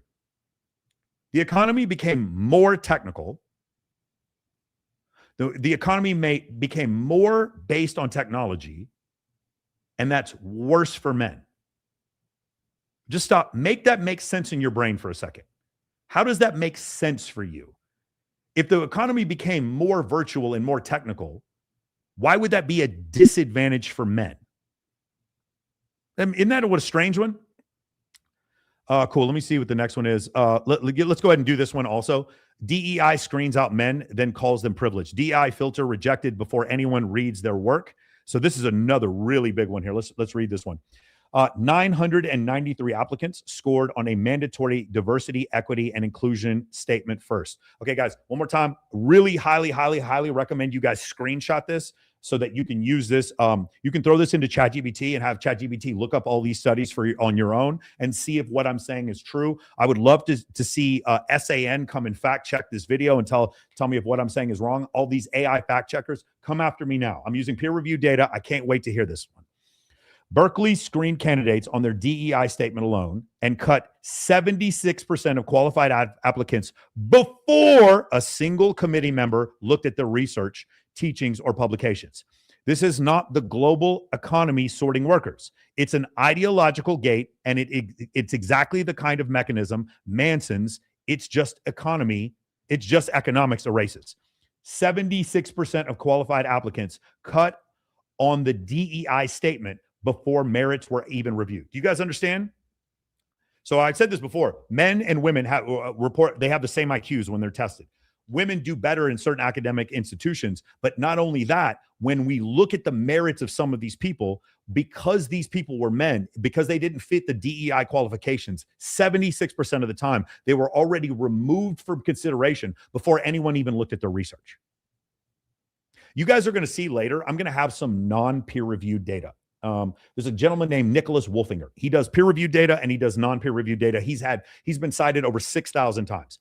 Part of the reason why you're going to see some of this non-peer-reviewed data is because when you have data and this data doesn't agree with certain DEI narratives, it doesn't ever get peer-reviewed. Getting something peer-reviewed is expensive. It's tedious. It takes like 3 years. But you're going to see in some of these cases where we're going to have non-peer-reviewed data, and then the same guy, Nicholas Wolfinger, will later on do peer-reviewed versions of that same data and come to the same conclusion. I want you guys to understand something. Just because something is not peer-reviewed doesn't mean it's not true. It just means that it may come from a think tank or from a journal, but it doesn't come from a place in academia. So I'm going to show some, trust me, I got 40 peer-reviewed papers. I'm going to show some non-peer-reviewed papers as well because I want you guys to see the full picture. DEI as a luxury belief. Henderson's framework, elite institutions adopt ideas that signal status at no cost to the people who hold them, while the bill lands on those with less. Branding every male privileged costs affluent men nothing and falls hardest on poor and fatherless boys who never held any. Okay, the premise is wrong. Interest, not oppression. This is N equals 5. So guys, for N is the number in central limit theorem in statistics. N is the number of occurrences. 500,000 occurrences, largest effect in the field. D equals 0.93. DEI assumes every gender gap proves discrimination. Let me say it. That's a really important thing. DEI assumes every gender gap is because of discrimination. In egalitarian nations like Norway, Sweden, and Finland, where women are encouraged to get into STEM, they actually get into STEM less. That's really inconvenient, isn't it? And when you actually look at all the different factors when it comes to the pay-wage gap, you find out that if you control for childcare, there is no pay-wage gap. That's inconvenient, isn't it? That's sort of an interesting premise here. DEI assumes every gender gap proves discrimination, but the biggest sex difference in psychology is interest. Men lean towards things, women lean towards people, as Steve Stuart Williams and Jeffrey Miller argue that sorts careers without anyone being oppressed. So quotas correct a problem that isn't discrimination. The rebuttal: trade policy didn't write these rules. Galloway's charge, because Galloway, guys,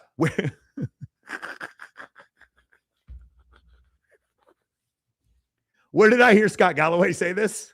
On Chris Williamson. Where did I hear Steve Stuart Williams say this? On Chris Williamson. Where did I hear Deborah So say this? On Chris Williamson. Where did I hear Richard Reeve say this? On Chris Williamson. Do you guys remember? He goes, Chris Williamson, he does a lot of great work and he doesn't say a lot of this crazy stuff. But it's so funny because all these people on Chris Williamson agree with every single thing I'm saying and disagree with him.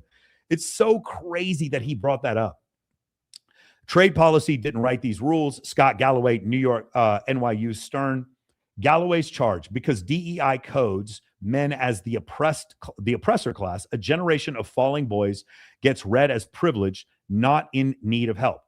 A diversity gate, a false premise, and a group told its struggles don't count. None of it is a globalized service economy. Mark reached for the one cause that indicts no one. So do you guys understand the reason why Mark is saying it's a globalized economy? Because if it is, you don't have to blame anyone. If it is a globalized economy, then you don't have to change academia. If it is a globalized economy, then you don't have to change reverse discrimination in the job market. As long as he keeps blaming keeps blaming the economy, he doesn't blame DEI, because DEI would then do what? It would be one derivative away from egalitarian, starts with an F, feminism. You see, the problem that Mark has is that he has to somehow admit that men are suffering, but he can't admit why they're suffering. Let me see. Are we okay? Yeah, it's not just me. The experts are calling out DEI. I love this. Okay, ready? This is my, of all the slides, this is the one I want you to screenshot. This is the one I want you to show your friends. This is like the best one out of all of them. Okay. This slide is great. Hold on. Let me turn this off. And then let me put this off to the side. Ready? Here we go. It's not just me. The experts call out DEI. Diversity, equity, and inclusion initiatives do not belong in academia. The way to account for discrimination of the past is not to actively enforce discrimination now. That is Dr. Deborah So of York University, who wrote the book Sextinction. Some DEI programming promotes ideological conformity by presenting contested concepts around identity and oppression as indisputable. This is Professor Steve Stewart Williams, evolutionary psychologist from the University of Nottingham. This is diversity initiatives produce a certain amount of reverse racism. Affirmative action should be based on need, not physical characteristics. This is Scott Galloway, professor of marketing of NYU Stern. And this one is DEI offices should count boys and men as a population of concern, especially poor and working class males, the group being left out. And this is Richard Reeves, a senior fellow at the Brookings Institute. And all four of them were on Chris Williamson. I don't have to go into the manosphere to disprove almost everything that Mark is saying. Talking about $1 billion industry. Guys, do you understand that Chris, like at the very beginning, I actually skipped over this. Mark Manson, his first claim was that the manosphere was $1 billion industry. Do you guys remember that? Because he started talking about Andrew Tate making $10 million a month or whatever. If Andrew Tate made $10 million a month, which he can't now, obviously, because he's lost his payment processors and because he's in jail. But if he was making $10 million a month, and let's just say Clavicular makes another 20, 30 million, which is way too high. And let's HS Tiki Taki, we'll throw Sneeko in there, which I don't know why we're calling Sneeko. We can throw in Andrew Wilson, whatever podcast, whatever. Let's say they each average $3 million a year, which is way on the fucking high end for us to say that. Let's say the biggest dating coaches in the space do $500,000 each, maybe $1 million each. If we add all of them up, if we put 100 of these content creators together, we don't even get to $250 million. You would literally have to include Joe Rogan, Theo Vaughn. You would have to include Chris Williamson and every female dating coach that's out there. If you put them all together, you don't even get to 500 million. How in the world? Look, if someone could please do this for me, respectfully, if someone could clip this and send this to Mark Manson. Mark, I'm willing to make a wager. Here's my wager. My wager is, and I'll put up $200,000. You put up $200,000, I'll pull up $200,000. It will go to our favorite charity. You're going to be writing a check to a thing called Hounds for Heroes. They train service animals for disabled veterans. And I'll write a check to whatever charity you want. Here are the two things you have to prove. Number one, that the manosphere is $1 billion industry. You're going to find very, very hard to even get to 300 million, to even get to 200 million. The manosphere as $1 billion industry means that you are just subject to the propaganda that you watch when you watched Adolescence or when you watched Inside the Manosphere. That's number one. Number two, here's my second premise, which is anti-manosphere content is a bigger business than the manosphere. Anti-manosphere content is a bigger business than the manosphere. Put a one in the chat if you agree with what I'm saying.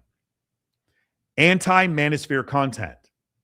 Mark Manson, Pierce Morgan, Abba and Preach, Wizard Liz, Call Her Daddy, all those content creators on TikTok shop, Shira7, Mia Dio. Let's go all through. Let's knock them all out. Destiny, Hassan Piker. Anti-Manosphere content is a bigger business than the entire manosphere. If you want to talk about $1 billion business, here's your $1 billion business. Adolescence, inside the manosphere. There's your $1 billion business. Actually shitting on the manosphere is how people make money. It's how you go viral now. The manosphere is not a $1 billion business. Mark, again, it's a $200,000 bet.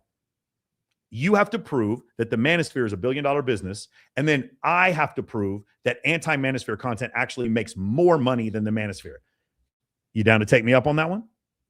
I'm curious. Somebody clip this and send it to him. Mark, I'm asking you this kindly. I'm a big fan. I'd love a copy of your book. I'd love it if you could sign me one, but I'm wondering, like, you're good for it, bro. Are you willing to take me up on this debate? Are you willing to stand by the very first premise that you made on Jubilee, that the manosphere was a $1 billion business?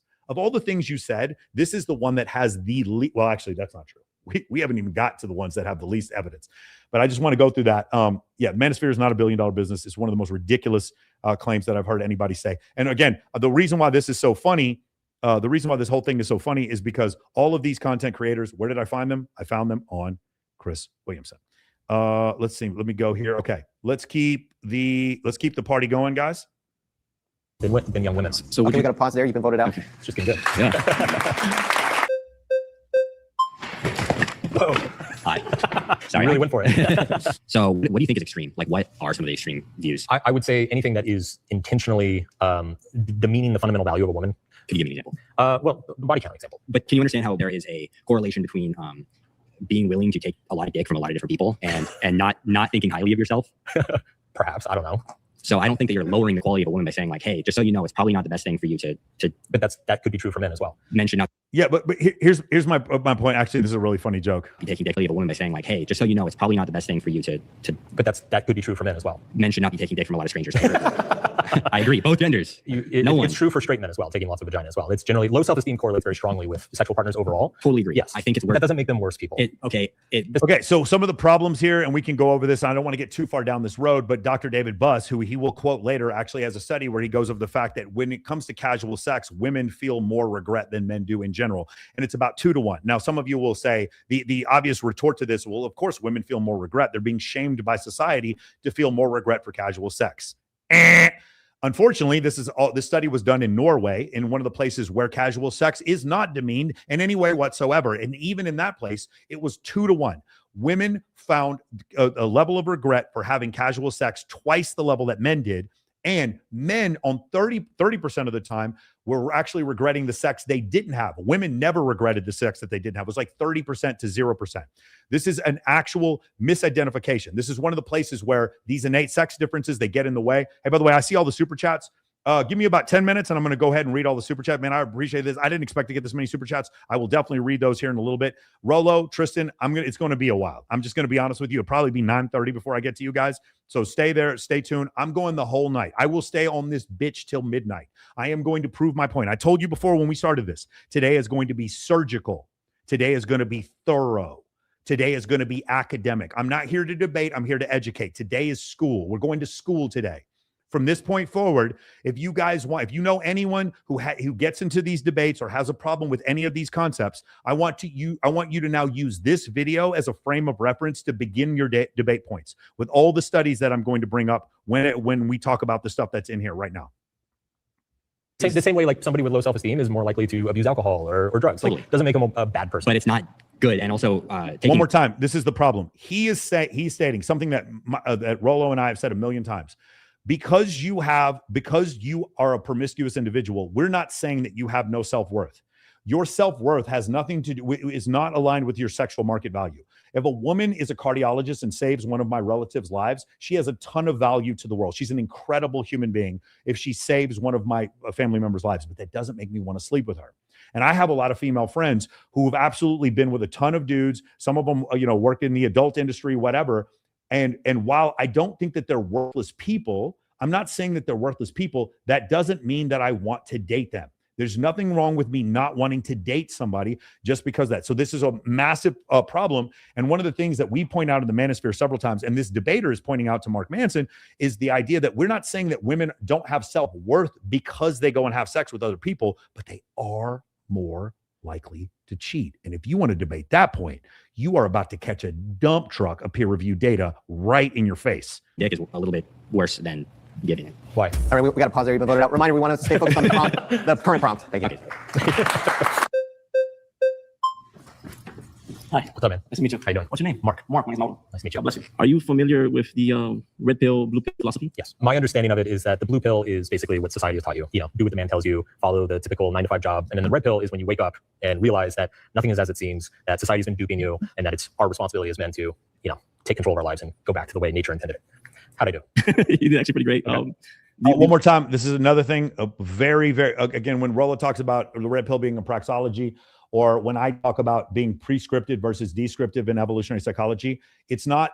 Mark did the whole straw man thing again. He said that because we mention innate sex differences between men and women, we're saying that women need to go back to the way things ought to be. Nobody said anything in here about the way things ought to be. What we stated is, why is there a problem? As we showed previously, DEI is a massive part of the problem. We did things to overcorrect, and because of that, men are suffering. Academia doesn't want to sit there and call its own foul. And so because of that, when men started suffering, initially, academia and the left, the intelligentsia and the media did not want to admit men were suffering. Well, they lost an election because they weren't willing to admit that men were suffering. So now they have to admit men are suffering. But why are they suffering? Because it's a globalized economy. No, it's because of the DEI that you caused in the first place. That's why men are suffering. That's where this whole thing got started. Believe in that? No. Not at all? No. Not even a little bit? Look, I believe like society's not perfect. Right. Society's definitely fucked up. Okay, yeah. That's true. But I don't think there's any sort of like conspiracy thing going on. As a man, yes, you have to take control of your life. You have to build value for yourself. You have to do something with yourself, right? Like, I it's believe that. 100% agree with that. 150%. Yeah, it's what I disagree with is all of the packaging and the philosophy. No, right on. Actually, I actually agree with that. I think actually like the supposed like manosphere whole ideology actually has been actually hijacked. You know what I mean? With these people. Like, Hey guys, we're up to like 1.8 speed. I'm not gonna, because otherwise we're never gonna get through this. Andrew Tate or Nick Fuentes, you know what I mean? Like, I don't think they're the epitome of masculinity. Yeah. I don't think that really represents what a man actually is. Okay, we'll talk. Just I don't want to be disrespectful here, but this guy gets into religion and stuff like that, and I don't want to be disrespectful to anybody who wants to add religion to this argument or this discussion. The problem is, because this is a debate, we're supposed to bring objective facts to this debate. As a Christian, I don't have any problem with what this guy says, but when we get into the whole the Christianity part of this, the reason is Mark's audience is watching, and then the red pill audience is the Manosphere audience is watching as well. This is not a debate point that we're actually having. So I'm actually going to skip to the end of this guy. Good debater, but you will also notice that things kind of start to change around this point. So let's go to this next part right here. How's it going, What's up, man? All right. So when you say a $1 billion industry, can you give me some examples where they're making money from? Tate's Hustler University, I think at one point he was bragging that he was making 12-15 million a month. A BuzzFeed analyst in October 2022, when Andrew Tate relaunched Hustle University as the Real World, estimated that the membership for that month totaled $8 million to $11 million. Okay, so that was that month. So again, guys, I want you to consider that. Oh, sorry, I didn't show this to you. I want you to consider this. If Andrew Tate, if you have one actor who, I think, can we all admit, like at least according to Mark, the biggest player in the space is Andrew Tate. If Andrew Tate is the biggest player in the space and he's doing 10 million a month, you understand you have to do 10 million a month 100 times, right, to get to $1 billion. I'm sorry, you have to do 10 million a month. You have to do 10 million times 100, or you have to do 100 million times 10 to get to $1 billion. So you need 10 Andrew Tates at full earning capacity to get to $1 billion. This is one of the most ridiculous claims that he makes, that the Manosphere, who is constantly deplatformed, demonetized, and ratioed, is somehow doing $1 billion a year. Bro, where's that $1 billion? Rolo, where's our $1 billion? That's what I want to know. Sports betting, gambling sites are sponsoring a lot of these guys. Okay, one more time. Sports betting and gambling sites. You got to really clench your butthole and fucking gnash your teeth to say, well, okay, this one betting site, they sponsored Clavicular's feed, therefore all of their revenue is part of the manosphere. Like, that's how hard you have to literally, like, you have to put female dating coaches like Nelly and Jamie Date and Dating by Blaine and Marnie Wingirl. You have to put them into the manosphere for you to even get close to $1 billion. This is a crazy assertion. Driving like millions of dollars of revenue to them. OnlyFans, like, a lot of them manage OnlyFans, so like a lot of them manage OnlyFans. I am aware of maybe 2 or 3 that actually manage OnlyFans. HS Tiki Taki, I know Andrew and Tristan previously did. They don't anymore. And then Clavicular. Do you understand how many guys would have to manage OnlyFans content creators? Guys, those of you who actually know anything about the space, you understand how ridiculous this claim is, that it's OnlyFans content creators and it's gambling sites that have got them the manosphere to $1 billion. $1 billion. Guys, I can go check and see that the oil industry is $1 billion industry. The automotive industry is $1 billion industry. The porn industry is $1 billion industry. TikTok shop is $1 billion industry. I can go look up numbers and find those things. There's no way, no matter how you slice it, you can't even get the manosphere to 300 million. Dude, you would have to legitimately include every single ad dollar that Joe Rogan, Chris Williamson made, every single dating coach. You'd have to go through every penny that Clavicular, HS Tiki Taki, Myron Gaines, like, you'd have to go through every penny they had, and you're still not going to get to $300 million. This is such a ridiculous claim, and I don't understand why this was the first claim that he made. It is wild. Please, I'm begging you. I'm begging anyone. If you guys want to come on here and just get horribly embarrassed on the internet, I will pay. I will buy your plane ticket. I'll do anything you want. Please come out here and debate me and try to explain to me that the manosphere is a $1 billion industry. I will get, please, I am back. You want to talk about a 700-foot home run? I will humiliate you on YouTube ad nauseum. They will play clips of you talking about the manosphere is a $1 billion industry over and over again. I will go viral if you. Are you kidding me? How, dude, Mark, you're a smart guy. Why would you go on the internet and actually say this? It is crazy to me, this idea. I'm saying it's not even $250 million. That's my point. Tell you how like the Matrix is holding you down and how women are, you know, these women are discussing it, and then they will like around and promote the OnlyFans girls that they manage to. So it's, would you say like online dating courses as well? Online dating courses? Yeah, like dating courses. See, my point is, I agree that it's a massive hypocrisy for the HS Tiki Talk to talk down about OnlyFans girls and then have an OnlyFans agency. That still doesn't make it $1 billion industry. That was your original claim. And of course, he can't stand, that claim doesn't stand up. So Mark has to do what he does several times during this debate, which is to grab the goalpost, pick it up, and move the goalpost over here. But they're hypocrites. Are they hypocrites or billionaires? Because I can't figure out. I can't keep up when you keep moving the goalpost here, Mark. Anything like online to give you like advice to pick up girls, is that well, in the manosphere as well? It depends. I mean, this gets back into like, how do you define the manosphere? Yeah. Well, you kind of define. Yeah. The reason why they're laughing is because, for those of you who don't know, Mark Manson for a long time was a pickup artist. Just let that sit for a second. Mark Manson wrote a book called Models, and he talked about his time in the pickup artist community. I actually talked to Owen Cook about Mark Manson yesterday. Just let that sit for a little bit. Let that sit. Let that stew in your little. This is so good, bro. It's so good. It just writes itself. Sports betting. He's trying to catch him slipping on that one too. Encompassing a bunch of different things that probably has nothing to do with a lot of different forms of monetization. Yeah. Right. There's a lot of different forms. And again, there's like the manosphere. I think at this point we probably established there's a spectrum. My issues is primarily with the extreme end. Okay. Right. So extreme is OnlyFans. Which again, was it extreme, or was it the fact that do you understand under the light, under any level of scrutiny, he can't stand up to this idea that the manosphere is $1 billion business, because it isn't. So he keeps switching the subject over and over again. It's bad. Gambling, which I agree on, is bad. So what else is the extreme it's making? Hey guys, real talk. After this guy gets off, I'm going to read super chats. I'm going all night. We've been here an hour and 32 minutes. I'm going 5 hours. We're doing this whole thing. Somebody contact Jubilee and tell them that I apologize for what I'm about to do this video.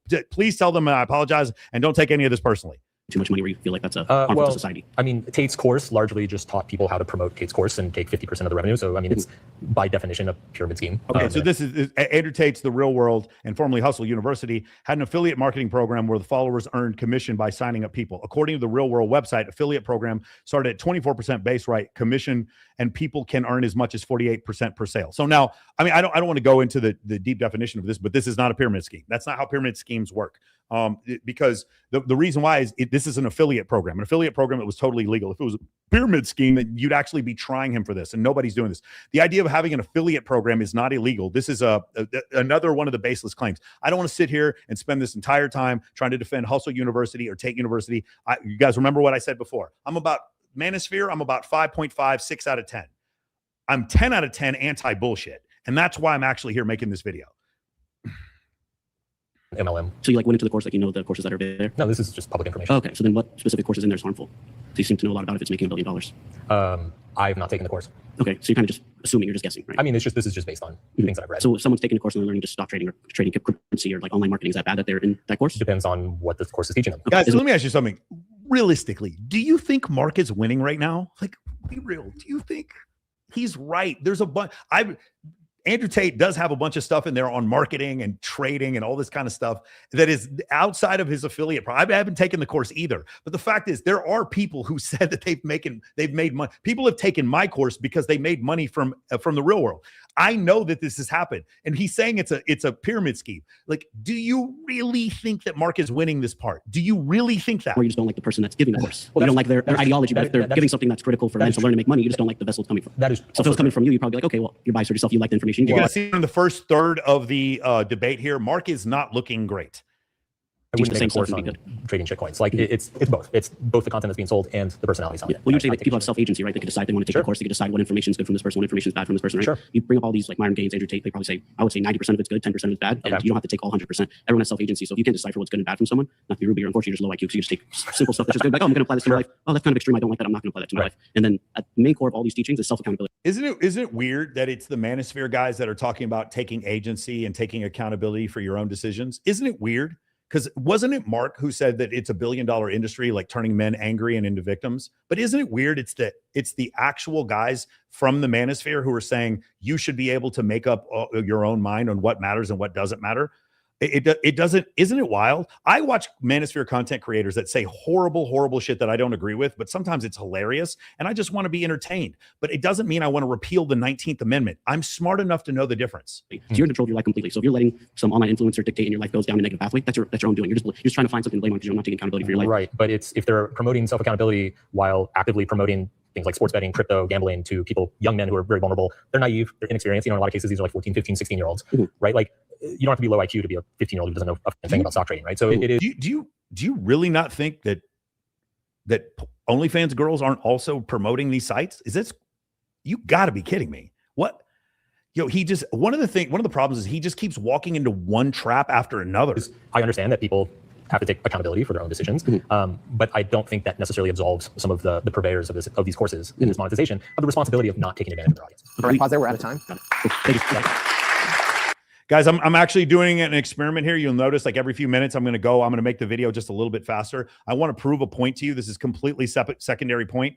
All of you can listen to audiobooks at 2.2, 2.7 speed. If you just train yourself over time, it starts to sound normal. I highly recommend you do this. This is one of the greatest self-help tricks I've ever learned in my life. For those of you out there listening, it's going to sound like it's crazy fast. Go back to the beginning. I started at like 1.0 speed. Real quick, I want to do a quick poll. Raise your flag if you think Andrew Tate is a good influence. Raise it high so we can count. Net positive. No, up, down. Raise your flag if you think clavicular is a positive influence. That's okay. Then don't raise it. Raise your flag if you think Nick Fuentes is a positive influence. All right, thank you. It's just the poll I wanted to do. Curiosity. For those of you guys watching on Instagram, go to my YouTube and you can actually watch what we're reacting to. My next surrounded claim is that a woman's body count doesn't matter. Okay, guys, hold on, wait, time out. Let's do this again. It's just the poll I wanted to do. Curiosity. My next guys, I want you to read the surrounded claim.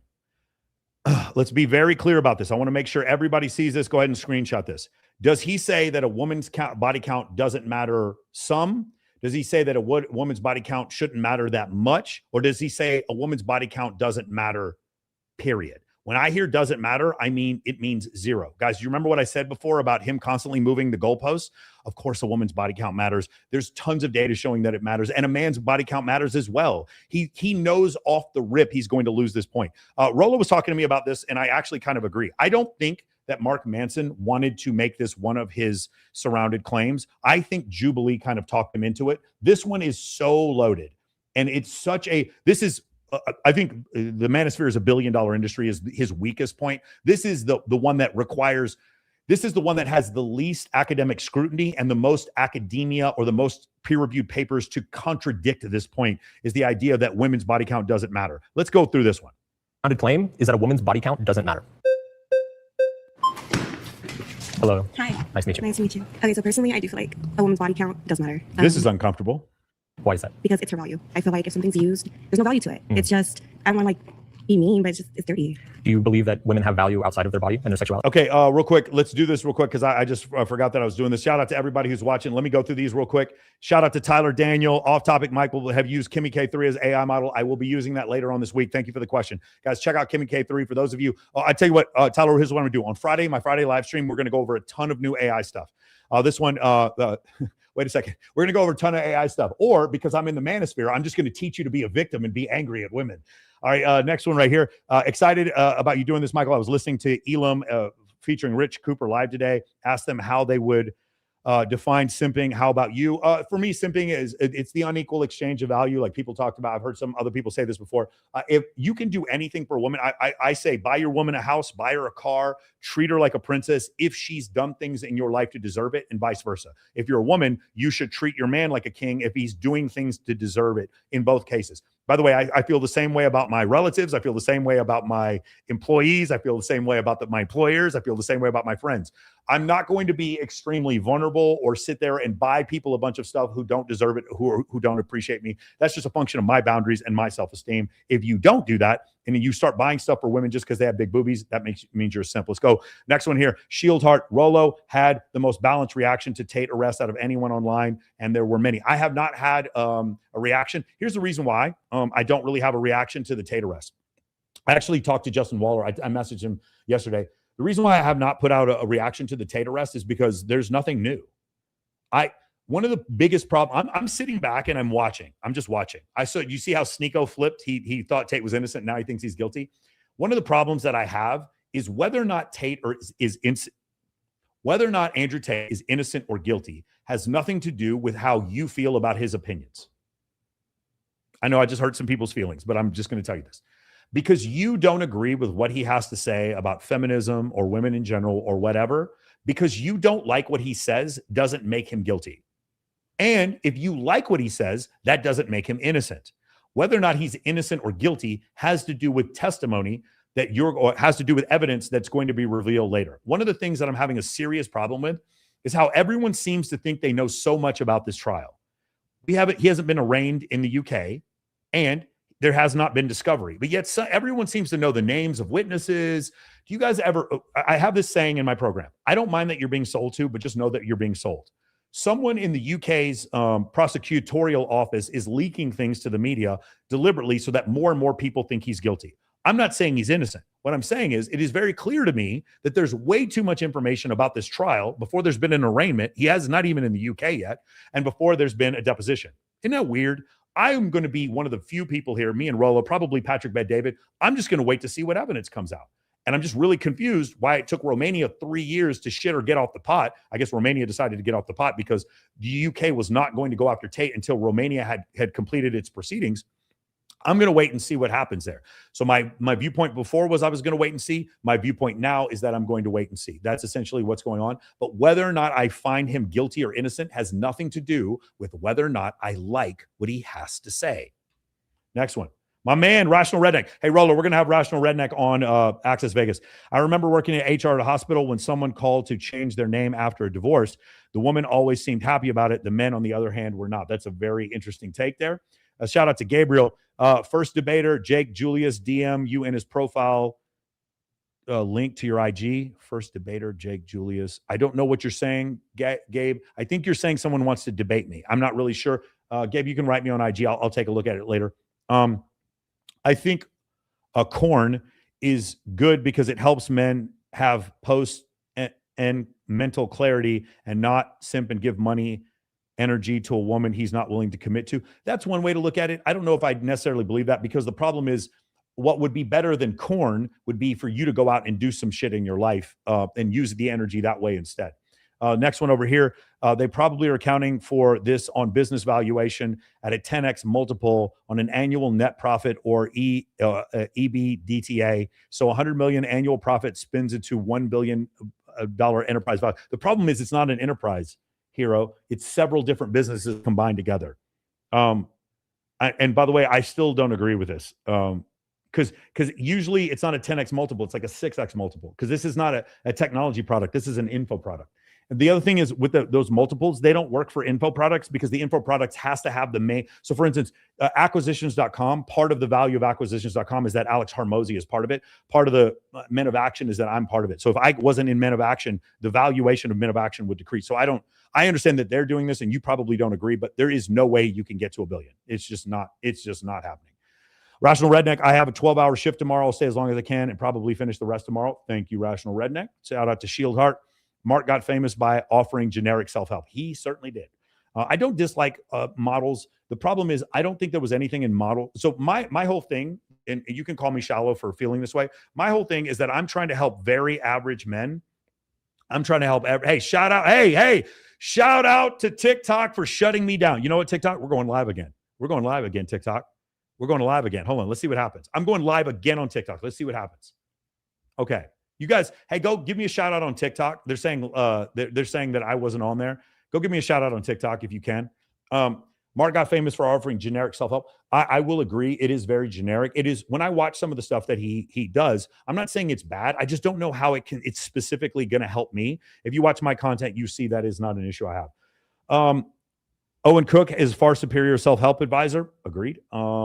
Let me see here. And then finally, Pearl Davis is big on anti-19th Amendment. And she can be. I'm big on First Amendment. Pearl can believe whatever she wants to believe.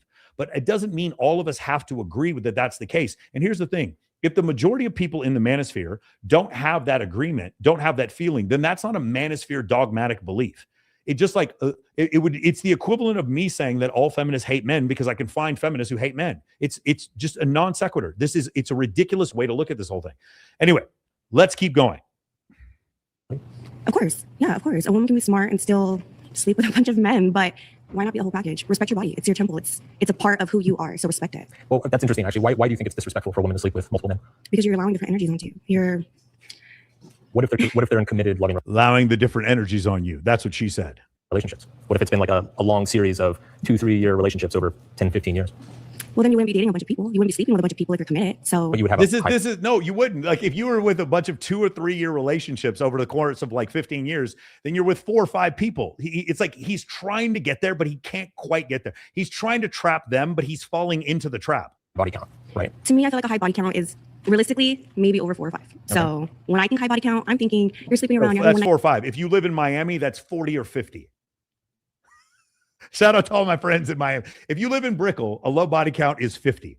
I respect it. You know, that's where agree to disagree comes into play. Sure. But me personally, it's self-control. Be mentally strong enough to say no. Be mentally strong enough to stick to one person. That's a totally valid preference. If you're a woman in Brickell and you got paid for sex, that doesn't count as a body. That's what I heard. A woman told me that.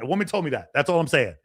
My argument is that a body count is just one piece of data. And I think it's a pretty arbitrary piece of data because people change. They have complicated life stories. Maybe you're a party girl in your 20s and then you settle down and get serious, in your late 20s. Maybe you've gone through a bunch of shit, had a hard upbringing. Again, you went through, remember, I'm supposed to be at the end not caring about your body count. You went through a bunch of shit, right? You went through some trauma and you're bringing that trauma to me in my relationship. Party girl in your 20s and then you settle down and get serious, in your late 20s. Maybe you've gone through a bunch of shit, had a hard upbringing. So you went through a bunch of shit and had a hard upbringing. We're actually going to show a study that women actually are more likely to cheat in a marriage the earlier they have their first sexual experience. You have to address the individual in front of you, not just the number. Do you disagree with that? That's a good opinion, but I stand firm on mine. Nobody should also have a piece of you. I wouldn't want somebody to say, yeah, I had your girl. Yeah, I got, We got pause. This is relevant. I actually probably should have skipped this one. This is another one where it's like, I'm actually here, guys, to help you guys debate. And while I do appreciate the fact that this woman has chosen to not have a high body count and good for her, these are not the objective debate facts that I'm looking for. So you're going to see, I'm going to skip some of these. When we get into woo-woo stuff or religious stuff, I'm not trying to demean anybody who has religious beliefs on this. I'm just saying that's not what we're here to debate right now. You've been voted out by the majority. Okay. Return to your seat. Thank you. How you doing? Hi. Nice to meet you. Great to meet you. I'm Michael. So when you say a woman's body count doesn't matter, I just wanted to ask if there are any conditions or qualifiers to that, or do you literally mean it doesn't matter? Whether if she's a virgin or if she slept with 197 people just last month, it's totally irrelevant to everything. You shouldn't take it into consideration at all. I mean, obviously, some people are going to have certain values. Like if you're religious, for instance. Some people are going to have certain values. Again, let me say this one more time.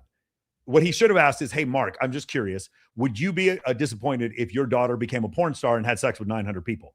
Because Mark can't answer the question. He said some people have certain values.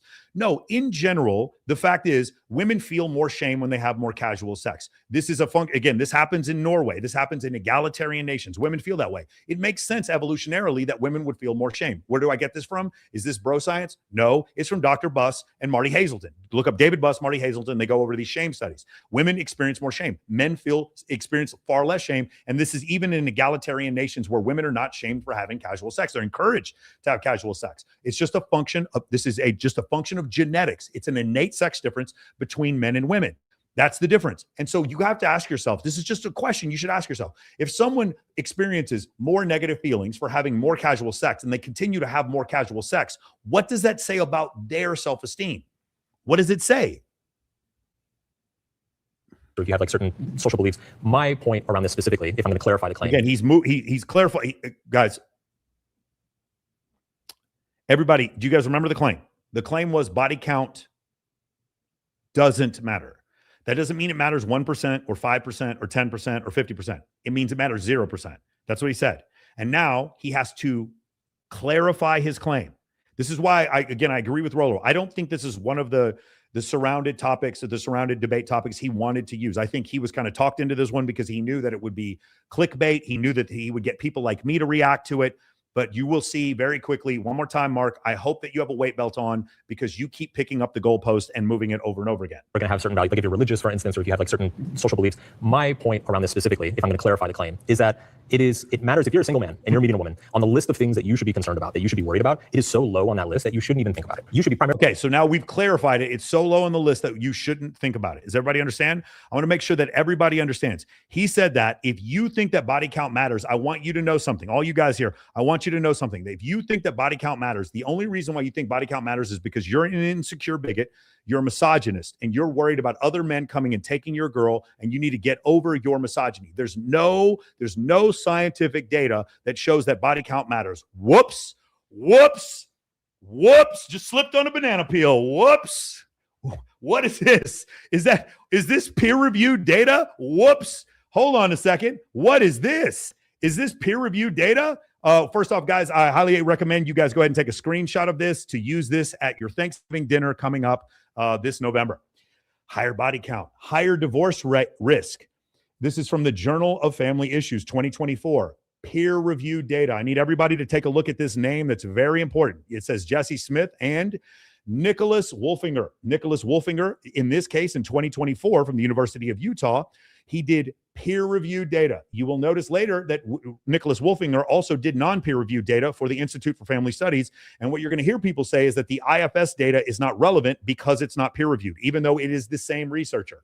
So what they're trying to get you to believe is that Nicholas Wolfinger lied when he did studies for the IFS, but told the truth when he did studies for the Journal of Family Issues. National sample of 7,000 Americans followed from adolescents and Ad Health. That's where they got the data from Ad Health. The association survived controls for religion, sexual values, depression, delinquency, and family background and education and age at marriage was identical for men and women. And here's what they found. Men, the odds of divorce increased versus the none. So for instance, if you had no sexual partners before marriage, there's a standard rate of divorce. I forgot what it is, 20, 30%, something like that. 1.6 times more likely to get divorced if you have 1 to 8 sexual partners. If you have more than 9 or more, you have a 3.2 times multiple, with 320% more likely to get divorced if you have more than 9 sexual partners before you get married. This is for men and women, identical for men and women.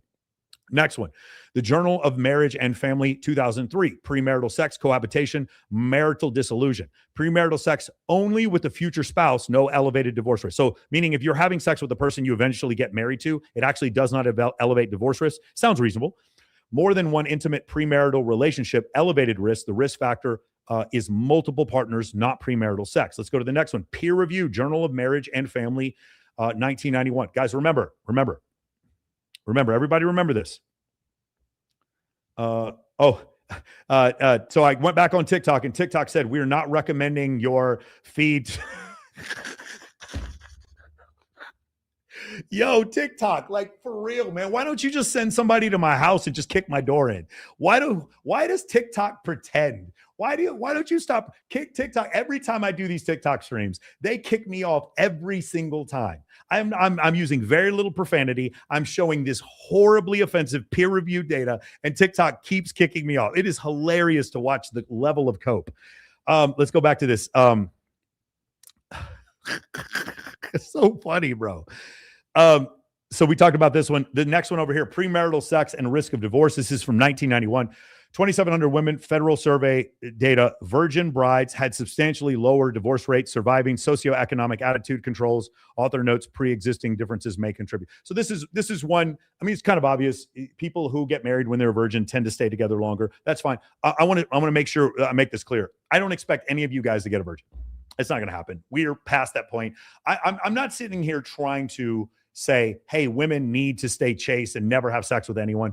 I know that's not realistic. I understand that they all listen to Cardi B, Sexy Red, Megan Thee Stallion, who are telling them to sleep with as many men as possible, and that's empowering.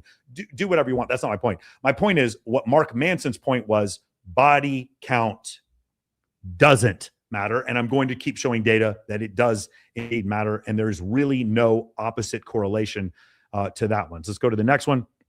Age of first sex and divorce risk. This is kind of an ugly one because it actually has to do with coerced sex as well.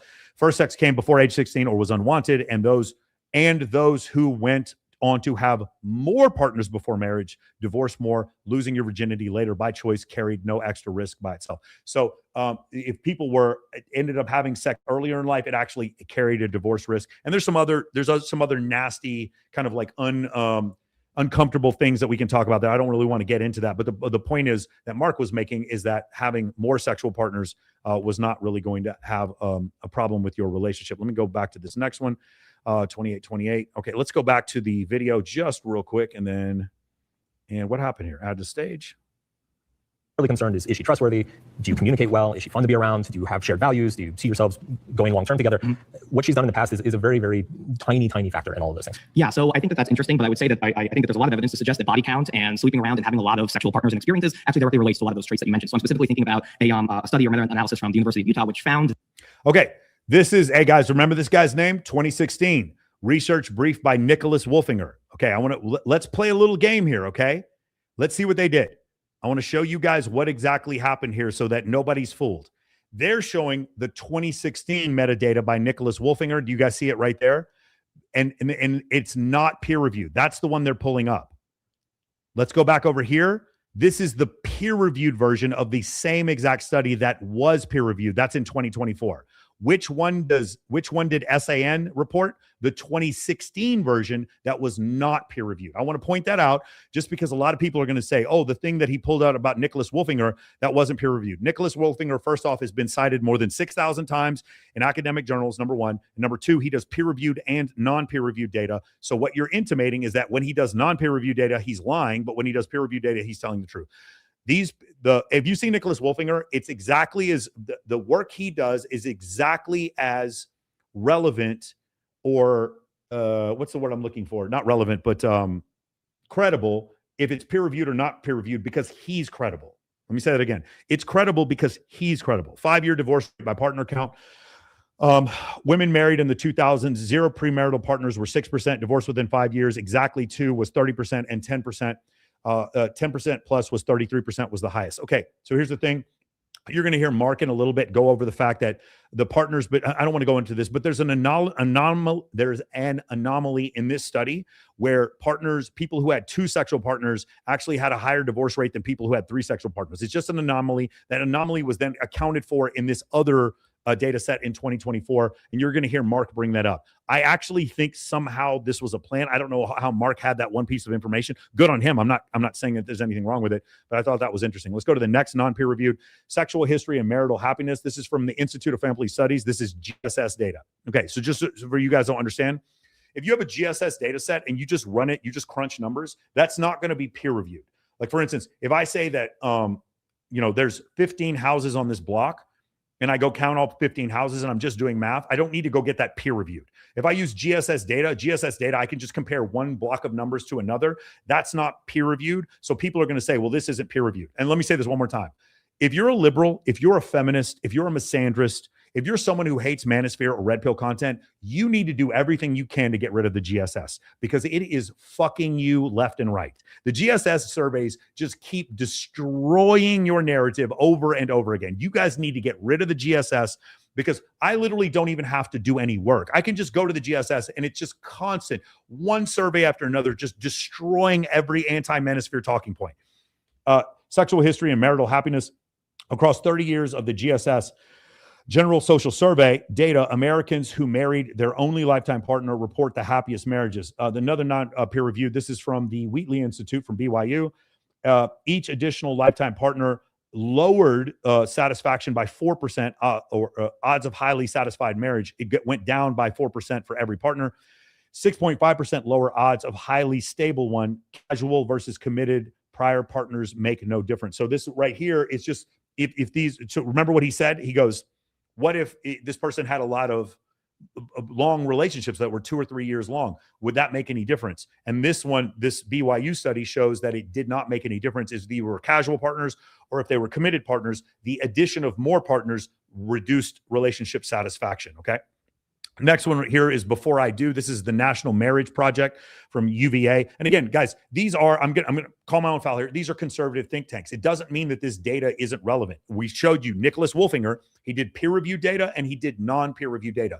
Additionally, you guys can go and check for yourself if there's anybody who went out there and looked at these non-peer-reviewed data sets and criticized them. There isn't anyone, because the reason why is when you have a think tank like the Institute for Family Studies, they do not send out their data for peer review.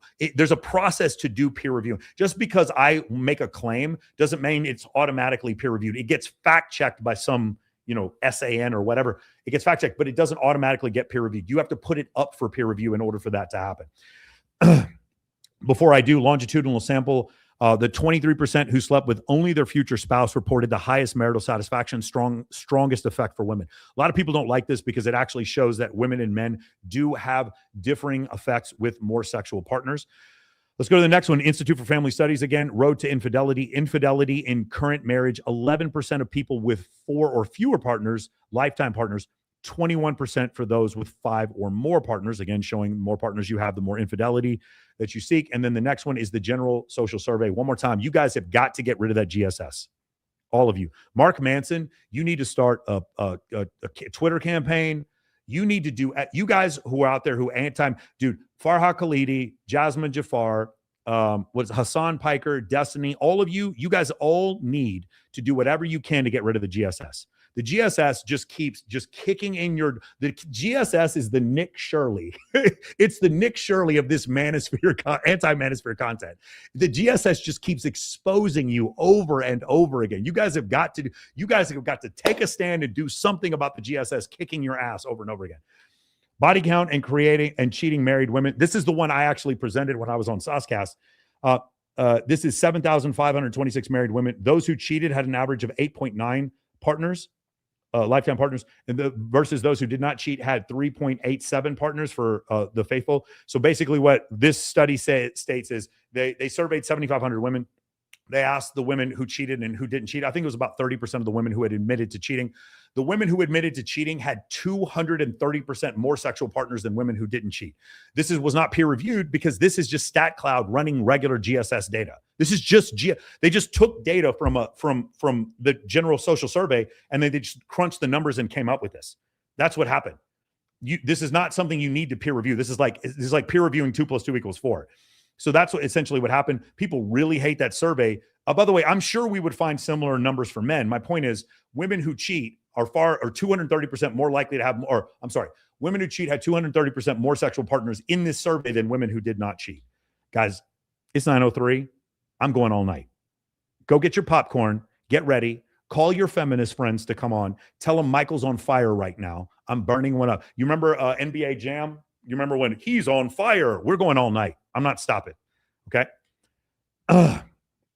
Let me see if I can keep cooking here. Is this one? I believe, yeah. So it's 29:44. We'll get back to this one in just 1 second. Let's go back to this.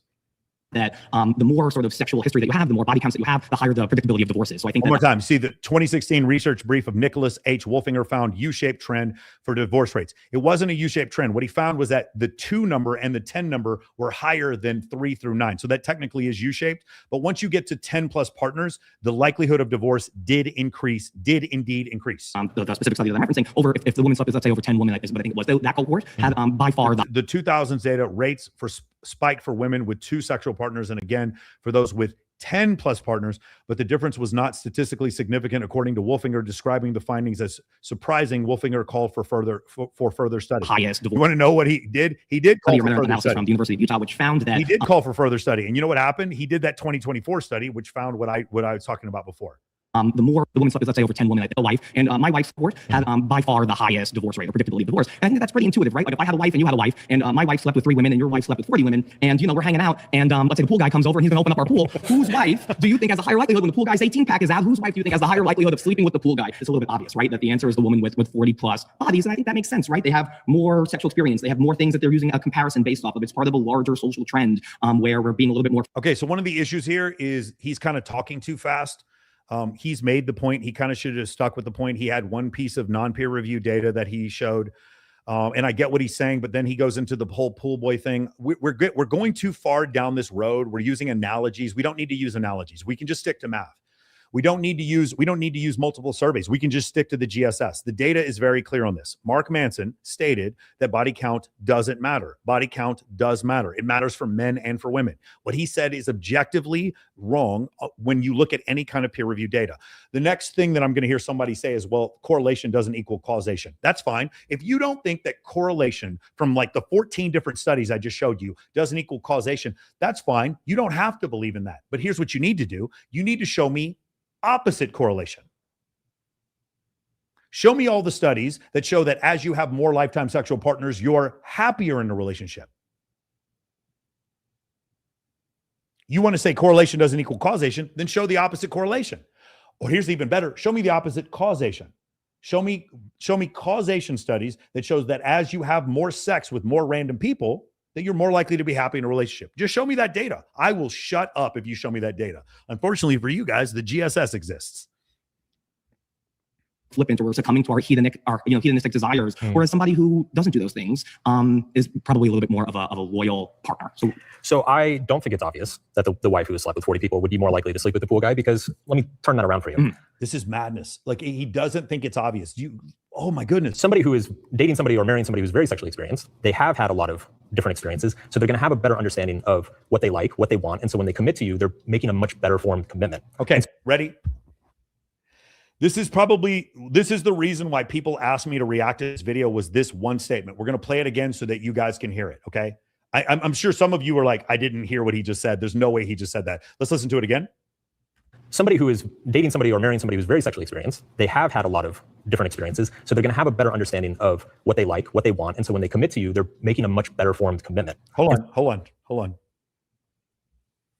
Let's do this one more time, just for fun, just for funsies.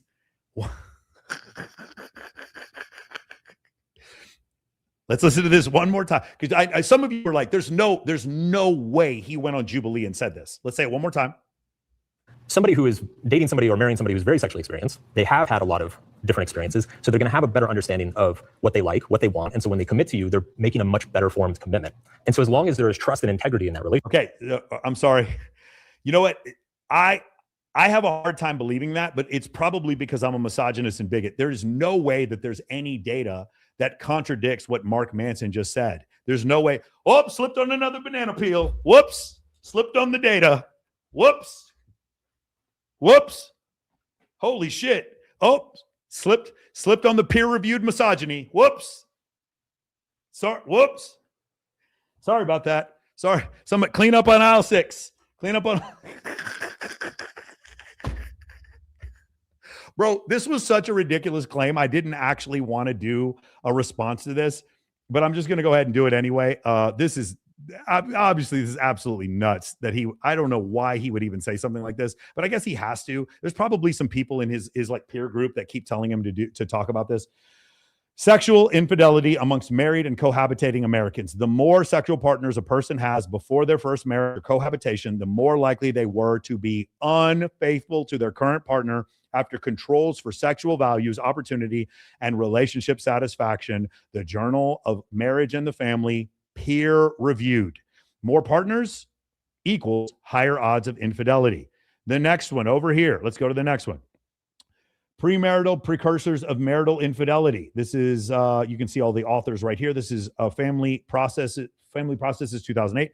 Couples tracked from before the wedding. Those who later cheated already showed lower sexual satisfaction and more negative communication.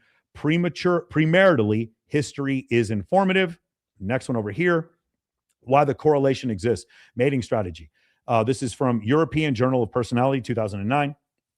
High partner counts cluster with unrestricted sociosexuality, a stable preference for casual, uncommitted sex. Trees and Greason found permissive sexual values and high sexual interest among the strongest infidelity predictors. Before we get to the last one, we got to hear him say it one more time, don't we? Somebody who's very sexually experienced, the pool guy, because let me turn that around for you. Somebody who is dating somebody or marrying somebody who's very sexually experienced, they have had a lot of different experiences. So they're going to have a better understanding of what they like, what they want. And so when they commit to you, they're making a much better formed commitment. And so, okay, Mark, hey, but listen, Mark Manson, if you watch this, I'm a fan of yours. I loved Subtle Art of Not Giving a Fuck. Please don't take this personal. I'm not trying to come out. None of this is personal. I'm not going after you in any personal way. You kind of stepped in that one. If I said something that, unfactual, I would probably have to pay for it as well. So I just want to say, listen, all's fair is fair. If you catch me saying something slipping like that, you're welcome to come after me as well. I don't take this personal. I know, because this is brutal. This is really bad. Let's keep going here. Last one.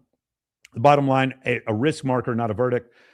Partner history is a documented, replicated predictor of divorce. Lower stability and infidelity is probabilistic and prior, not destined for any individual. No study shows a biological damage, but the claim that it's not even on the map is false. False. Guys, I just don't understand why. I don't understand why he said that. The only thing I could come up with is that there's probably like someone in his circle that's telling him that he needs to say stuff like this. as long as there is trust and integrity in that relationship, right? As long as you trust that your wife is being honest to you and being honest about her experiences and being honest about what she wants, there's no increased likelihood that she's going to sleep with the pool guy. And by the way, that same study that you just mentioned, Guys, one more time. Experiences and being honest about what she wants, there's no increased likelihood that she's going to sleep with the pool guy. It's being honest to you and being honest about her experiences and being honest about what she wants, there's no increased likelihood that she's going to sleep with the pool. Guys, I don't know what to do. Okay, just tell me honestly. I just showed you all this data, and he's saying there's no increased likelihood that she's going to sleep with the pool guy. I don't know what to do. Like, do you guys understand what I was trying to say before? I'm giving you measured responses that are based in like peer-reviewed data that I'm seeing, and he's still telling me that I'm wrong. Do you guys see like how nuts this is? Like, how are we still at this place? Obviously, if someone has sex with more, like, I don't know what to do here. Like, because I think Mark Manson is like a relatively like educated human being. I think he's a smart person. Why would he say something like that? I just don't know why. Like, I just feel like, because I haven't heard anything about does his wife have a huge body count? I don't know. I don't think so. By the way, I'm not accusing of that. He does later on say that he has a big body count. I just don't understand why he would say something that is just so non-academic and just so unfactual that just anybody could check and just throw a ton of data at. All right, let's keep going. I'm also like, hey, by the way, Jubilee, did I do enough research? For those of you who don't know, I haven't told anybody this. I knew when this debate was going to happen. I was at the Sphere, and one of the guys in the debate, he actually comes up to me and he goes, "Hey man, I'm about to go do a debate on Jubilee. It's one, they haven't told us who we're debating against, but it's like 20 of us versus one anti-Manosphere guy." And I told him, I was like, "Hey man, can you contact Jubilee and then tell them I'd like to be on the episode?" And he said, "I did." And Glenn Lawrence, who was on this episode, he knows who I am. I'm just Jubilee. I'm about to do a 4.5 hour live stream. I've already presented 12, 15 peer-reviewed pieces of data. Have I done enough work? Have I earned a spot on your show? Can you maybe call me next time when you want to do these things? I believe your studio's in Los Angeles. I could walk there from here. Is there any way maybe you could include me?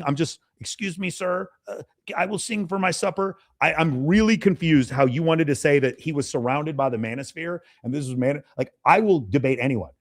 I would, by the way, some of the guys he debated, tremendous debaters. I thought that they were tremendous. I do this professionally. If you would like Jubilee, if somebody could send this to Jubilee, I'm sure they've probably already seen this. I'm literally going to have Andrew Wilson send this to someone. Jubilee, I'm here.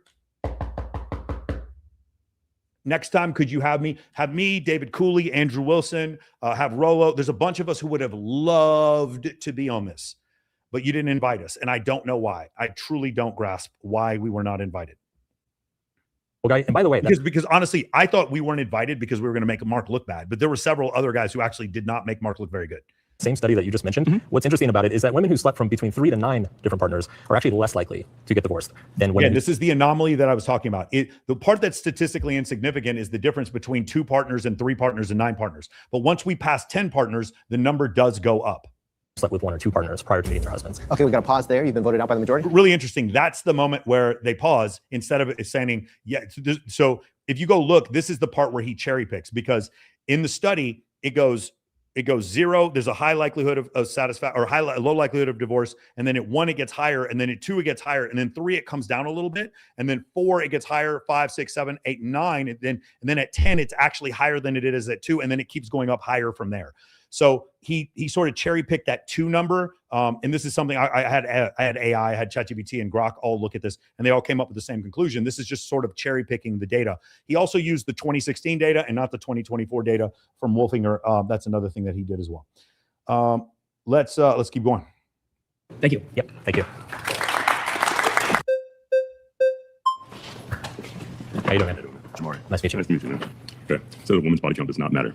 If we both go to a used car lot, 1 car is total. Okay, so here's the problem. They use this as the clip. This is what I'm talking about before. It was like, okay, do you guys see? Let me see if I can show it to you. Do you guys see where we are in the video? We're like kind of getting halfway, and this is not a good debate point. You guys understand it. Like, this is not something I would ever say to try to do this in a debate. And you're going to start to see a lot more of this as we go along. I'm not complaining. I'm like, obviously these guys can ask whatever questions you want. My point is, you could have gotten better debaters to come and debate against Mark Manson. I know, because I'm sitting here again, we're at 2 hours and 14 minutes and I'm about to go 4.5 hours. And I'm citing peer-reviewed studies left and right.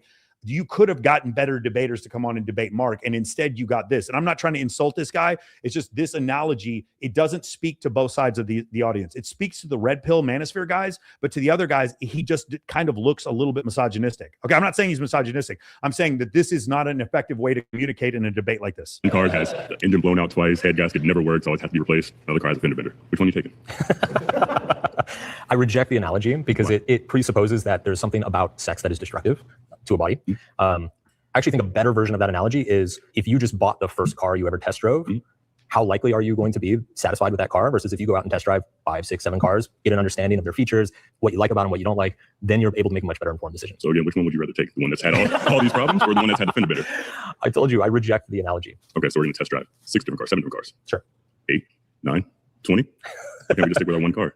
Let me ask you this. Yes. A lot of men treat body count as a proxy for trust, right? And so what I ask guys is I say, imagine 2 women. One of them is a virgin. She has 0 sexual experience. Fender bender. Sure, fender bender. But you catch her lying to you. She doesn't keep her word. She's unreliable. And then there's a woman who, let's say, she's been... Again, we're doing this again. We're moving the goalposts. The statement that he made was that body count doesn't matter. Of course, if someone has a 0 body count, but she's a sociopath, is that a bad person to marry? Of course it's a bad person to marry. But nobody in the manosphere is saying that's not the case. Nobody in the manosphere is saying, hey, if you find a woman with a low body count, but she causes a bunch of drama in your life, you should marry. No one is saying that.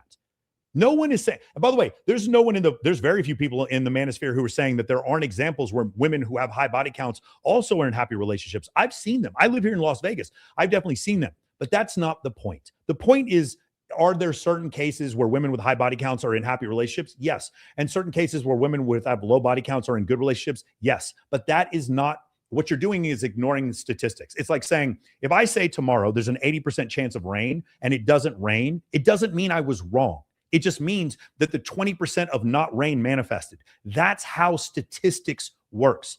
And instead of acknowledging the statistical reality that having more partners leads to more infidelity, he's using this extreme example. I'm using peer-reviewed data. Mark is just using analogies. That's the problem here.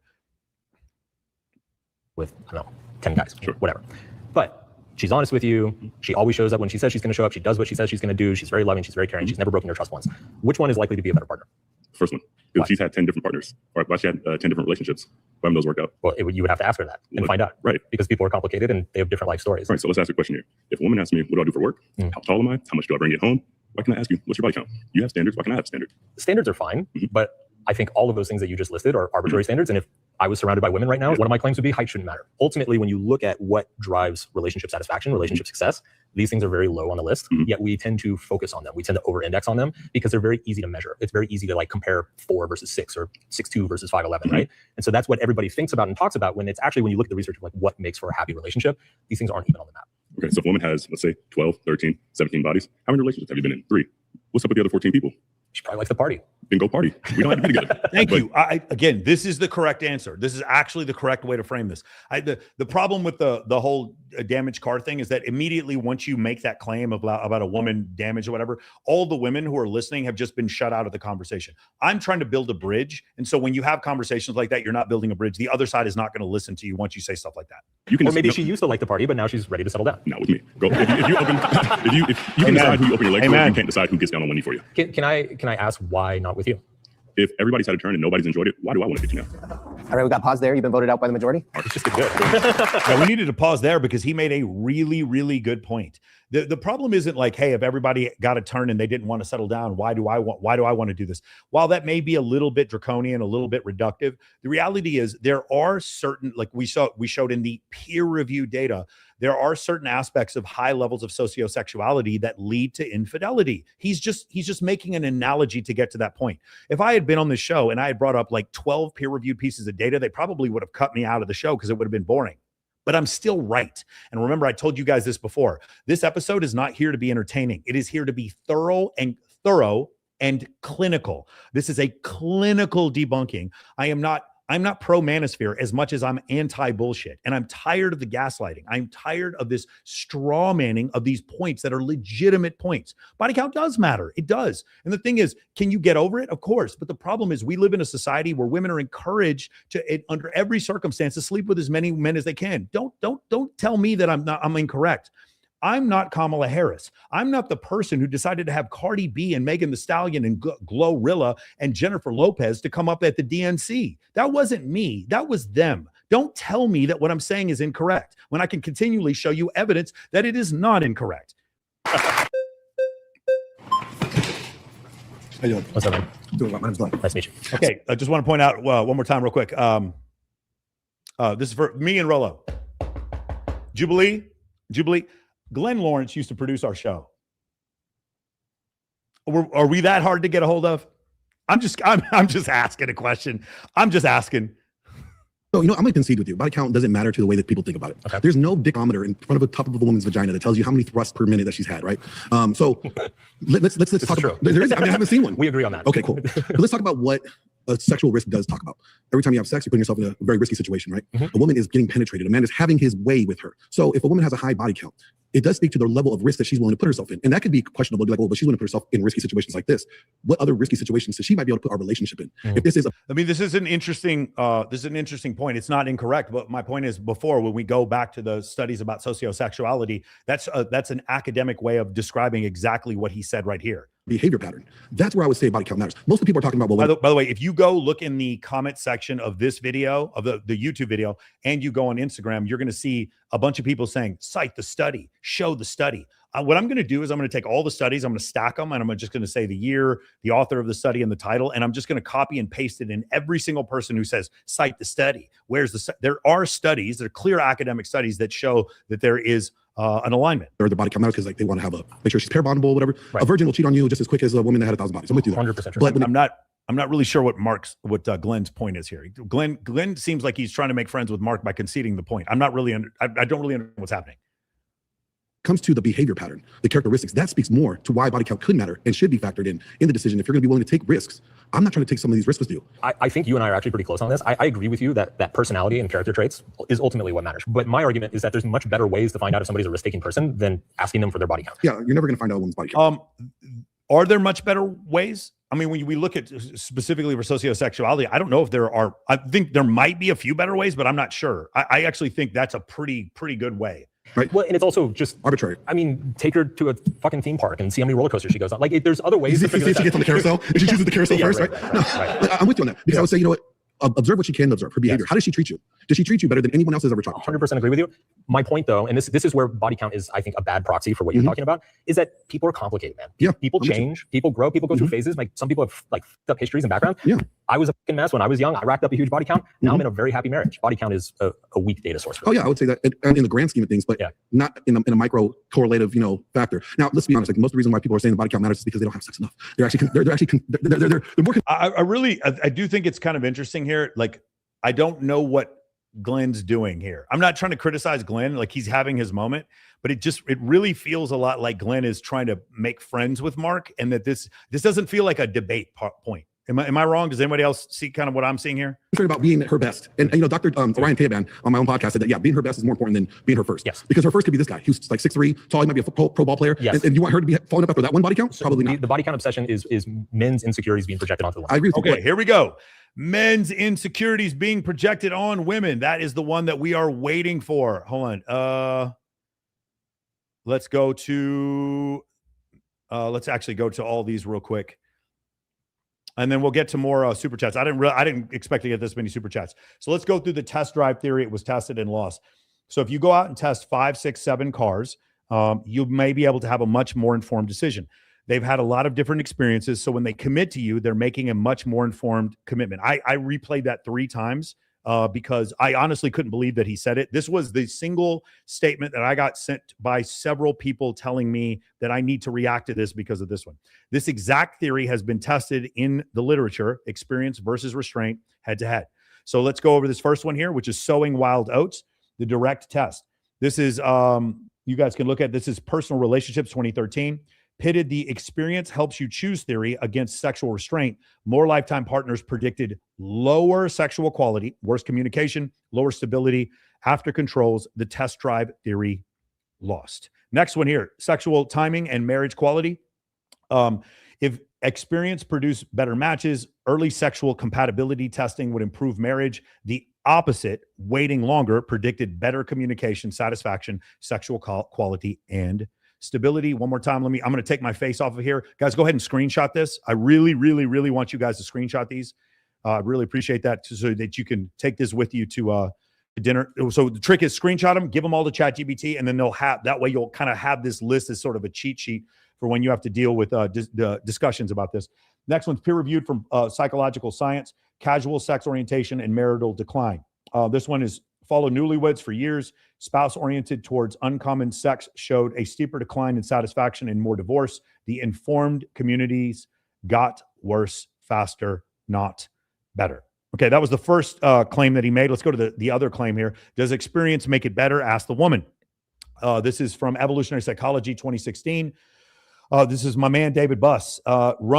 Run in Norway, specifically to rule out slut-shaming culture as the cause. The sex difference did not budge. Women regretted casual sex roughly twice as often as men, while men, not women, regretted passing it up. And you can see right here, 35% of women regretted their most recent casual encounter, whereas 20% of men and 30% of versus 20% of men, and 30% of men regretted saying no. So the way men and women deal with casual sex mentally is different, because these are innate sex differences that are given to us. These are apparatuses given to us by our evolutionary psychology. Human Nature 2008, the morning after, the night before. 80% of men felt positive the morning after versus 54% of women. Women's dominant theme, regret at being used, verbatim, I felt cheap, I felt degraded. The next one here, sexual regret, evolved sex differences. Women's top sexual regret are actions, casual sex they had. Men's are inactions, chances they missed. The sexes are not symmetrical about casual sex. And then the last one here is personality and individual differences, 2018. Why do women regret casual sex more? The drivers of women's regret, worry, disgust, and lower sexual gratification during the encounter itself. The regret tracks the experience, not society's judgment of it. So meaning women experience more sexual regret, regardless of whether or not they are in a society that that imposes sexual regret on them, or they're in a society like Norway that does not. So they control for that and find that that is the same either way. Let me see the next one here. Let's go to this one. Yeah, here we go. Sewing, the next one, higher body count equals lower quality and stability. Remember what he said before. Let's go back to the original statement he made about being very sexually experienced and then being more grounded in who you want to be with. Let's look at the peer-reviewed data. Personal relationships, 2013. Sowing wild oats. I'm going to take my face off of here, guys. I'd love for you to please screenshot this. Again, use this, throw it into ChatGPT so you can use this as reference data for future discussions on this. Man, if I don't get banned after this, I don't know when I'm going to get banned. And by the way, like I said before, somebody needs to get rid of the GSS because it is kicking your ass. Here we go. This one is direct test of test-driven theory. Does sexual experience help you choose better? Result, more lifetime partners predicted lower sexual quality, worse communication, and lower stability, controlling for age, income, education, and religiosity. This idea of sowing wild oats is rejected. The next one right here, as you guys can see, is sociosexuality, marital satisfaction, and disillusion. This is from Psychology Science 2019. 2004, newlywed couples followed longitudinally. Spouses oriented towards casual sex showed steeper declines in marital satisfaction and higher divorce probability, controlling for depression, neuroticism, and attachment. Next one, peer-reviewed, Journal of Family Psychology, 2010. Compatibility of restraint and sexual timing in marriage. Like you guys right now, I'm just bearing the lead. Like I'm not just making my point. I'm trying to be nuclear, thorough. I'm trying to be complete and total, surgical when we go into these points. These points are categorically incorrect. Compatibility and restraint, sexual timing in marriage. 2,000 couples waiting longer for sex in the relationship that became the marriage predicted better communication, satisfaction, sexual quality, and stability after controls. And then this last one is premarital sex, marital satisfaction at middle age. Married couples, more premarital partners, low current marital satisfaction for both husband and wives. Small sample group supporting evidence, not the lead. Okay, so this is another one. It's a smaller one under sex roles. And then let me see here. This is a scoreboard, claim versus the studies. When you look at the research, these things aren't even on the map. So that's what Mark said. He says these are things that shouldn't even be on the map. Partner count predicts divorce 1.64 to 3.2 times odds, according to Smith and Wolfinger. Test drive 5, 6, 7 cars, a much better informed decision. The study built to this test, Busby. This surveyed 2,600 people and found more partners, worse sexual quality, communication, and safety. The first one is false. Second one is rejected. There's no increased likelihood that she's going to sleep with the pool guy. Remember, these are verbatim. There's no increased likelihood she's going to sleep with the pool guy. More premarital partners, higher infidelity odds after controls. This one is also false. Women, 3 to 9 partners are less likely to divorce, more than 1 or 2. His own source, 1 to 2 partners lowest. Divorce 10 plus is the highest for modern marriage. He quoted the one anomaly group and skipped the headlines. This one's cherry picked. And then this last one here. Body count concern is a men's insecurity projected on women. Women's own reports. 2 times the casual level of sexual regret in US and Canada and Norway, driven by worry, disgust, and lower gratification. So remember, what he said was that the reason why men are so obsessed with body count is because of their insecurities. It turns out it is also women's insecurities, according to Dr. David Buss. I'm not done. I'm just getting started. I'm not even a little bit done. Let me see here.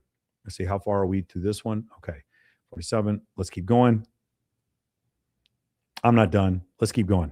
The fact that it does matter when you're factoring in risky behavior, that's more important. All right, we got pause there. You've been voted out by the majority. Sure thing. All right. How you doing, man? Ross. So a woman's body count doesn't matter. That's the claim. I would argue that it's a blanket statement. Like, I would argue that most men want a beautiful balance between experience and exclusivity. Mm-hmm. Say for like the city boys in the club, they want a girl with a high body count because they don't want an inexperienced, horrible A. Yeah. And Okay. Do you guys see the point I'm trying to make? Do you see how the debaters are getting progressively worse? I think this is kind of a tactic that Jubilee was doing, because those first debaters were terrific, and then they're progressively getting more into like used car analogies and city boys in the club, and we're just getting less and less scientific and more into bro science. Do you guys see this? Like, if I'm Mark, I'm mopping the floor with these guys, and that's essentially what I would expect to see. And that's, by the way, that's what we do see. We start to see this is about the halfway point of the debate. And by the way, the last part of the debate, we're going to speed through. We're not going to sit here and go through this level of detail. Once we get to the 1 hour mark, I'm going to bring in Rollo and Tristan as well, so you guys can see that part. And so you're going to notice these things get like progressively, they keep trying, but they get progressively worse. I'm wondering, I'm not saying this for certain, if these debates were actually filmed out of order. And people or men, they want a woman that no one's had because they don't want the homies talking about, oh, I had her too. And also, like Glenn said, I think that patterns matter too. The people that we're talking about are driven by patterns. And so that data is totally valuable based on how they're going to act when times get tough. Maybe they are disloyal sexually. Maybe that's part of their pattern.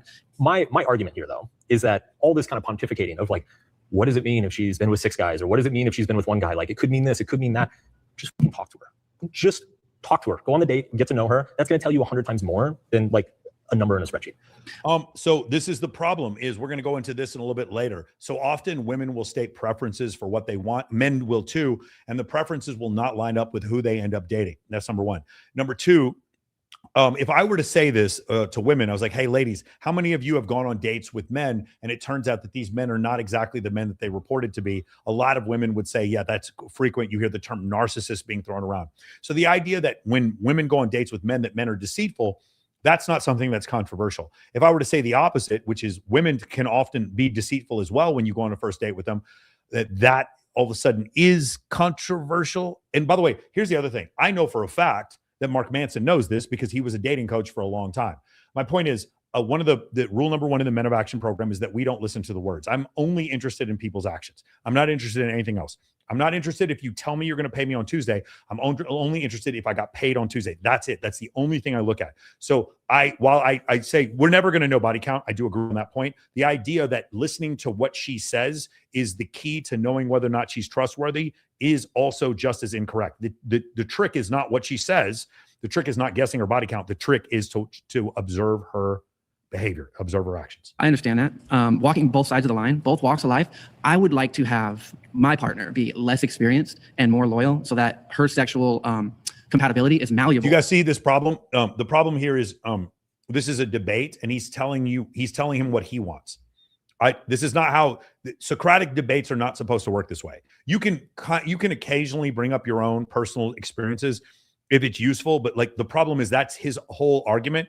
And so I'm actually going to give Mark some credit here because this is not the problem. I'm not saying that there's anything wrong with this guy's bars and guitars. What I'm saying is this is not a proper way to debate when you're on a stage like this. To mine, you know, we get to mold our sexual partners to our liking and vice versa. And I think that that's a lot more. See this, mold our sexual partners to our liking. This terminology is shutting off a lot of women. There's guys, by the way, I'm going to turn the chat back on. I apologize. I should have kept that on. This terminology, we're molding our sexual partners to our liking. Do you see what's happening here? Do you see, like, again, I would never use this terminology. Why are they letting this guy in here? Why are they letting him talk like this? The reason why they're letting him talk like this is because it helps Mark. This is not a good debate tactic. Possible when the partners haven't stacked bodies to the sky. What I'm arguing against is kind of this social judgment, all this like viral content of shaming women for body counts and all this stuff. It's like, that works for you, that's great, but that doesn't necessarily mean that that's going to work for every man out there, or every woman who's been with so many guys should be shamed for it. Who cares? One more time. That is not what his point was. Ladies and gentlemen, was his point about shaming women for a body count? No. What was his surrounded claim? My second surrounded claim is that body count doesn't matter. I'm not arguing that society doesn't shame women for having a high body count or that there's a double standard. There is a double standard. That's not what my argument was. My argument was his claim was that body count doesn't matter, and it clearly does. And he's had to mold and shape his claim several different times. And if I was here debating him, I would hold him to that one claim until he conceded it. Because the problem is he keeps moving the goalposts and they keep letting him get away with it. Pause, you've been voted out by the majority. Awesome. Appreciate it. So, man, Patrick. sick outfit, man. Thank you. I have 2 questions. Number 1, do you have any employees that work for you? Yes. You do. Now, did you look into their history when you hired them? Of course. Of course. if you saw someone with a job history of maybe 1, 2, 3 jobs, a long period of time, or someone with 15 jobs, was there for a couple of weeks, 3 weeks, you call their employees, they didn't last, which one would you pick based off of if they're equally qualified in the interview? Whoever interviewed better. I was gonna say they're both equally qualified on the interview. So why are you looking into the history? Right. If someone's meeting for the first time they interviewed, great. Why would you even bother looking into the history of it? So without quibbling with the analogy, which I could, if we're Guys, do you remember what we talked about before? It's really funny that they bring this up because what is this? This is the whole situation where in DEI, we already disqualified people based on, the left already does this. They disqualify people if they don't meet DEI standards. The point, there's 2 points here. The first point is obvious. This is a tremendous metaphor that they're using. If I looked at someone who had a work history and say that this person worked at 3 different places over the course of 30 years, and one of those places went out of business, so he had to leave the job. If I were to look at that, I would be like, this is a very loyal individual. If I were to look at a second person, and let's say for sake of argument, this person's a programmer, it's a computer programmer. I had a second person and I looked at them over the course of the past 15 years. This guy's worked at 5, 6 different jobs. And some of these jobs he only held for 6 months. What I might find out is that this second person might be a better programmer, but this person needs more stimulus in order to feel happy. That's all we're saying. When I'm saying a woman with a high body count is more likely to cheat, I'm not even saying she's a bad person. When I'm saying a woman with a high body count is more likely to get bored in the relationship, have lower levels of satisfaction, or even leave you, I'm not saying that because she's a bad person. What I'm saying is she might require more stimulus. Just like when I'm looking at an interview and I see somebody who's just like one job for 6 months, then 12 months, then a year, then 12 months, then 6 months, then 3 months. After a while, I'm like, yo, why did you keep swapping from one job to another? Why are you monkey branching from one job to another? That is a legitimate concern as an employer I would look to. That's something that I would look at. And so that's the same situation here. This is a perfect analogy for what men are concerned about when they're dealing with women who've been with a lot of different guys. And I know the opposite is true. You're like, well, Michael, what about men who've been with a lot of women? The thing is, men who've been with a lot of women, while that may hurt their relationship satisfaction, it's not causing them to get divorced because men aren't filing for divorce. 80% of divorces are initiated by women. The idea of men ending relationships isn't an epidemic. It's not really that big of a problem. I'm not saying it never happens, but the reason why we're in this situation in the first place is not because men are filing for divorce. It's because women are filing for divorce. And we found one of the key reasons why there's infidelity or there's divorce. It's because women are more promiscuous before they get married. The data is clear, and I don't know why anybody still wants to argue this anymore. Going to stick with the job interview analogy. I actually think this is an analogy that works in my favor, right? Because you can have people who have only been at one company and have terrific experience, and then they get on the interview and you realize that they don't know a damn thing. For sure. And yeah, I agree with you. Yeah. And then there's other people who have worked at 10 different companies and jumped around every single year, but then you get on the interview and you realize, that there's a clear explanation for that they have a diversity of views. There's a clear, guys, there's a clear explanation for that. Why she's been with 143 dudes. There's a clear, it's just, you know what? Each one of them, here's the, guys, you ready for the clear explanation? She's been with 143 dudes because all of her boyfriends were narcissists. There's a clear explanation. The clear explanation. These men, they weren't tall enough, or they weren't the correct zodiac sign. There's a clear explanation for why she's been with 143 dudes. There's a clear explanation. It's clear. Actually, let's not even do 100. Let's do top 1% of women. I was reading. Top 1% is like 40 dudes. She has a clear explanation. She's been with 40 dudes. Of course. Why has she been with 40 dudes? There's a clear explanation for why every one of those 40 relationships ended. And the one thing that all of them have in common is in none of those cases did they end because it was her fault. Experience, and actually they're a really good fit. My argument here is really that, like, forget body count, just talk to her. I personally agree with that. I don't think you have to ask a woman her body. I agree that you should talk to your partner. The idea that talking to your partner is somehow going to expose all the truths, you are not living in reality. I'm sorry. Count to know, because if you just pay attention, her actions will show you everything. Her actions and attitude. Ding, ding, ding, ding, ding, ding. Her actions and attitude. What I'm saying is, you can listen to words. Words are fine, but the answer is actions. It's always actions. You everything you need to know. And then I'm also assuming, my other question was, I'm assuming that you're talking about body count matters when it just comes to relationships, not value as a person, correct? Because I would say, like, I don't think people think someone's like less valuable as a human being just based off how much sex they have. Ding, ding, ding, ding, ding, ding. Once again, this is a manosphere belief. Most people in the manosphere don't think that women are worthless human beings because they slept around, but we don't want to marry them. That's it. Listen, these hoes, guys, listen, this is very important evolutionary psychologist who said this once. These hoes, they for everybody. pass them all around. They at every party. They ain't going to be loyal, not for anybody. But I still love these hoes. That's the evolutionary psychologist, Juicy J, who said that. Guys, we're not saying they're bad people. We just know. Like, I have friends that are walking red flags. I love hanging out with them. They're really great people. They can watch my cats. They can come on my podcast. They're awesome people. I just don't want to marry them. It has nothing to do with their personal self-worth. And this is how most guys in the manosphere feel. But Mark is unaware of this because he gets his information from Louis Theroux. That's why he believes this incorrectly.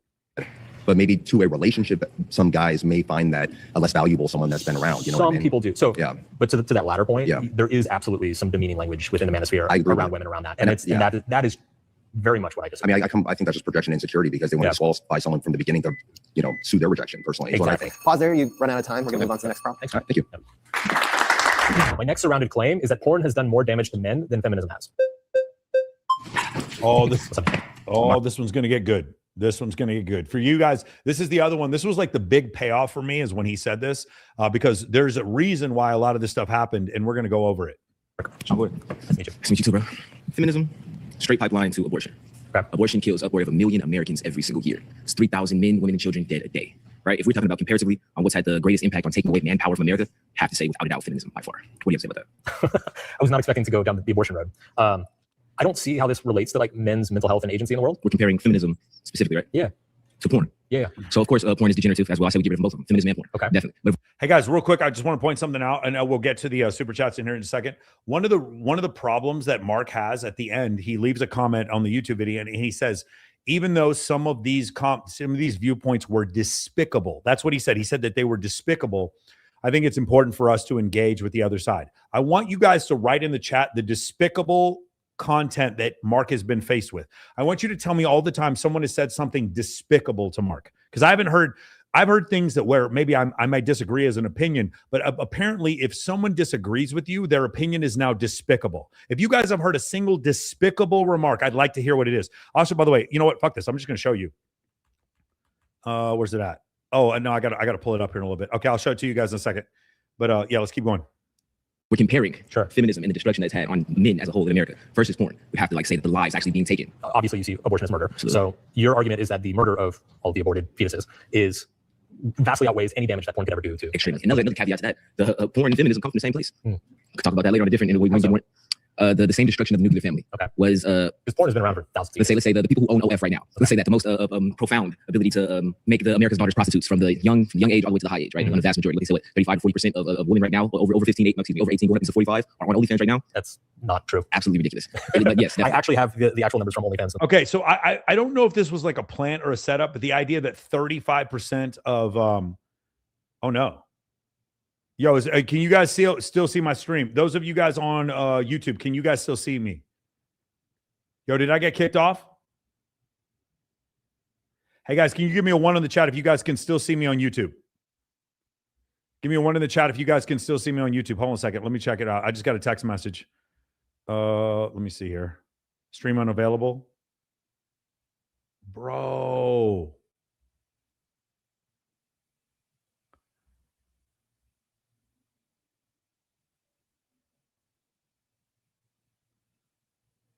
All right, guys, I got kicked off of YouTube. I did not play 5 straight minutes of any of this. I reacted to all of this. Apparently, I'm not allowed to react. I'm going to go back and look and see what exactly happened.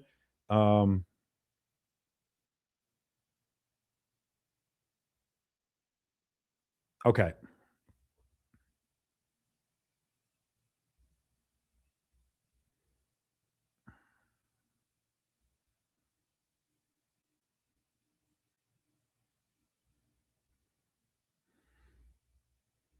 All right, guys, I just got kicked off of, ironically, I got kicked off of YouTube. This has actually never happened to me before. So I'm off YouTube. I'm going to get off Instagram and I'm going to get off TikTok. I'm going to see if I can start up another YouTube live stream. I'm going to see if I can keep doing this.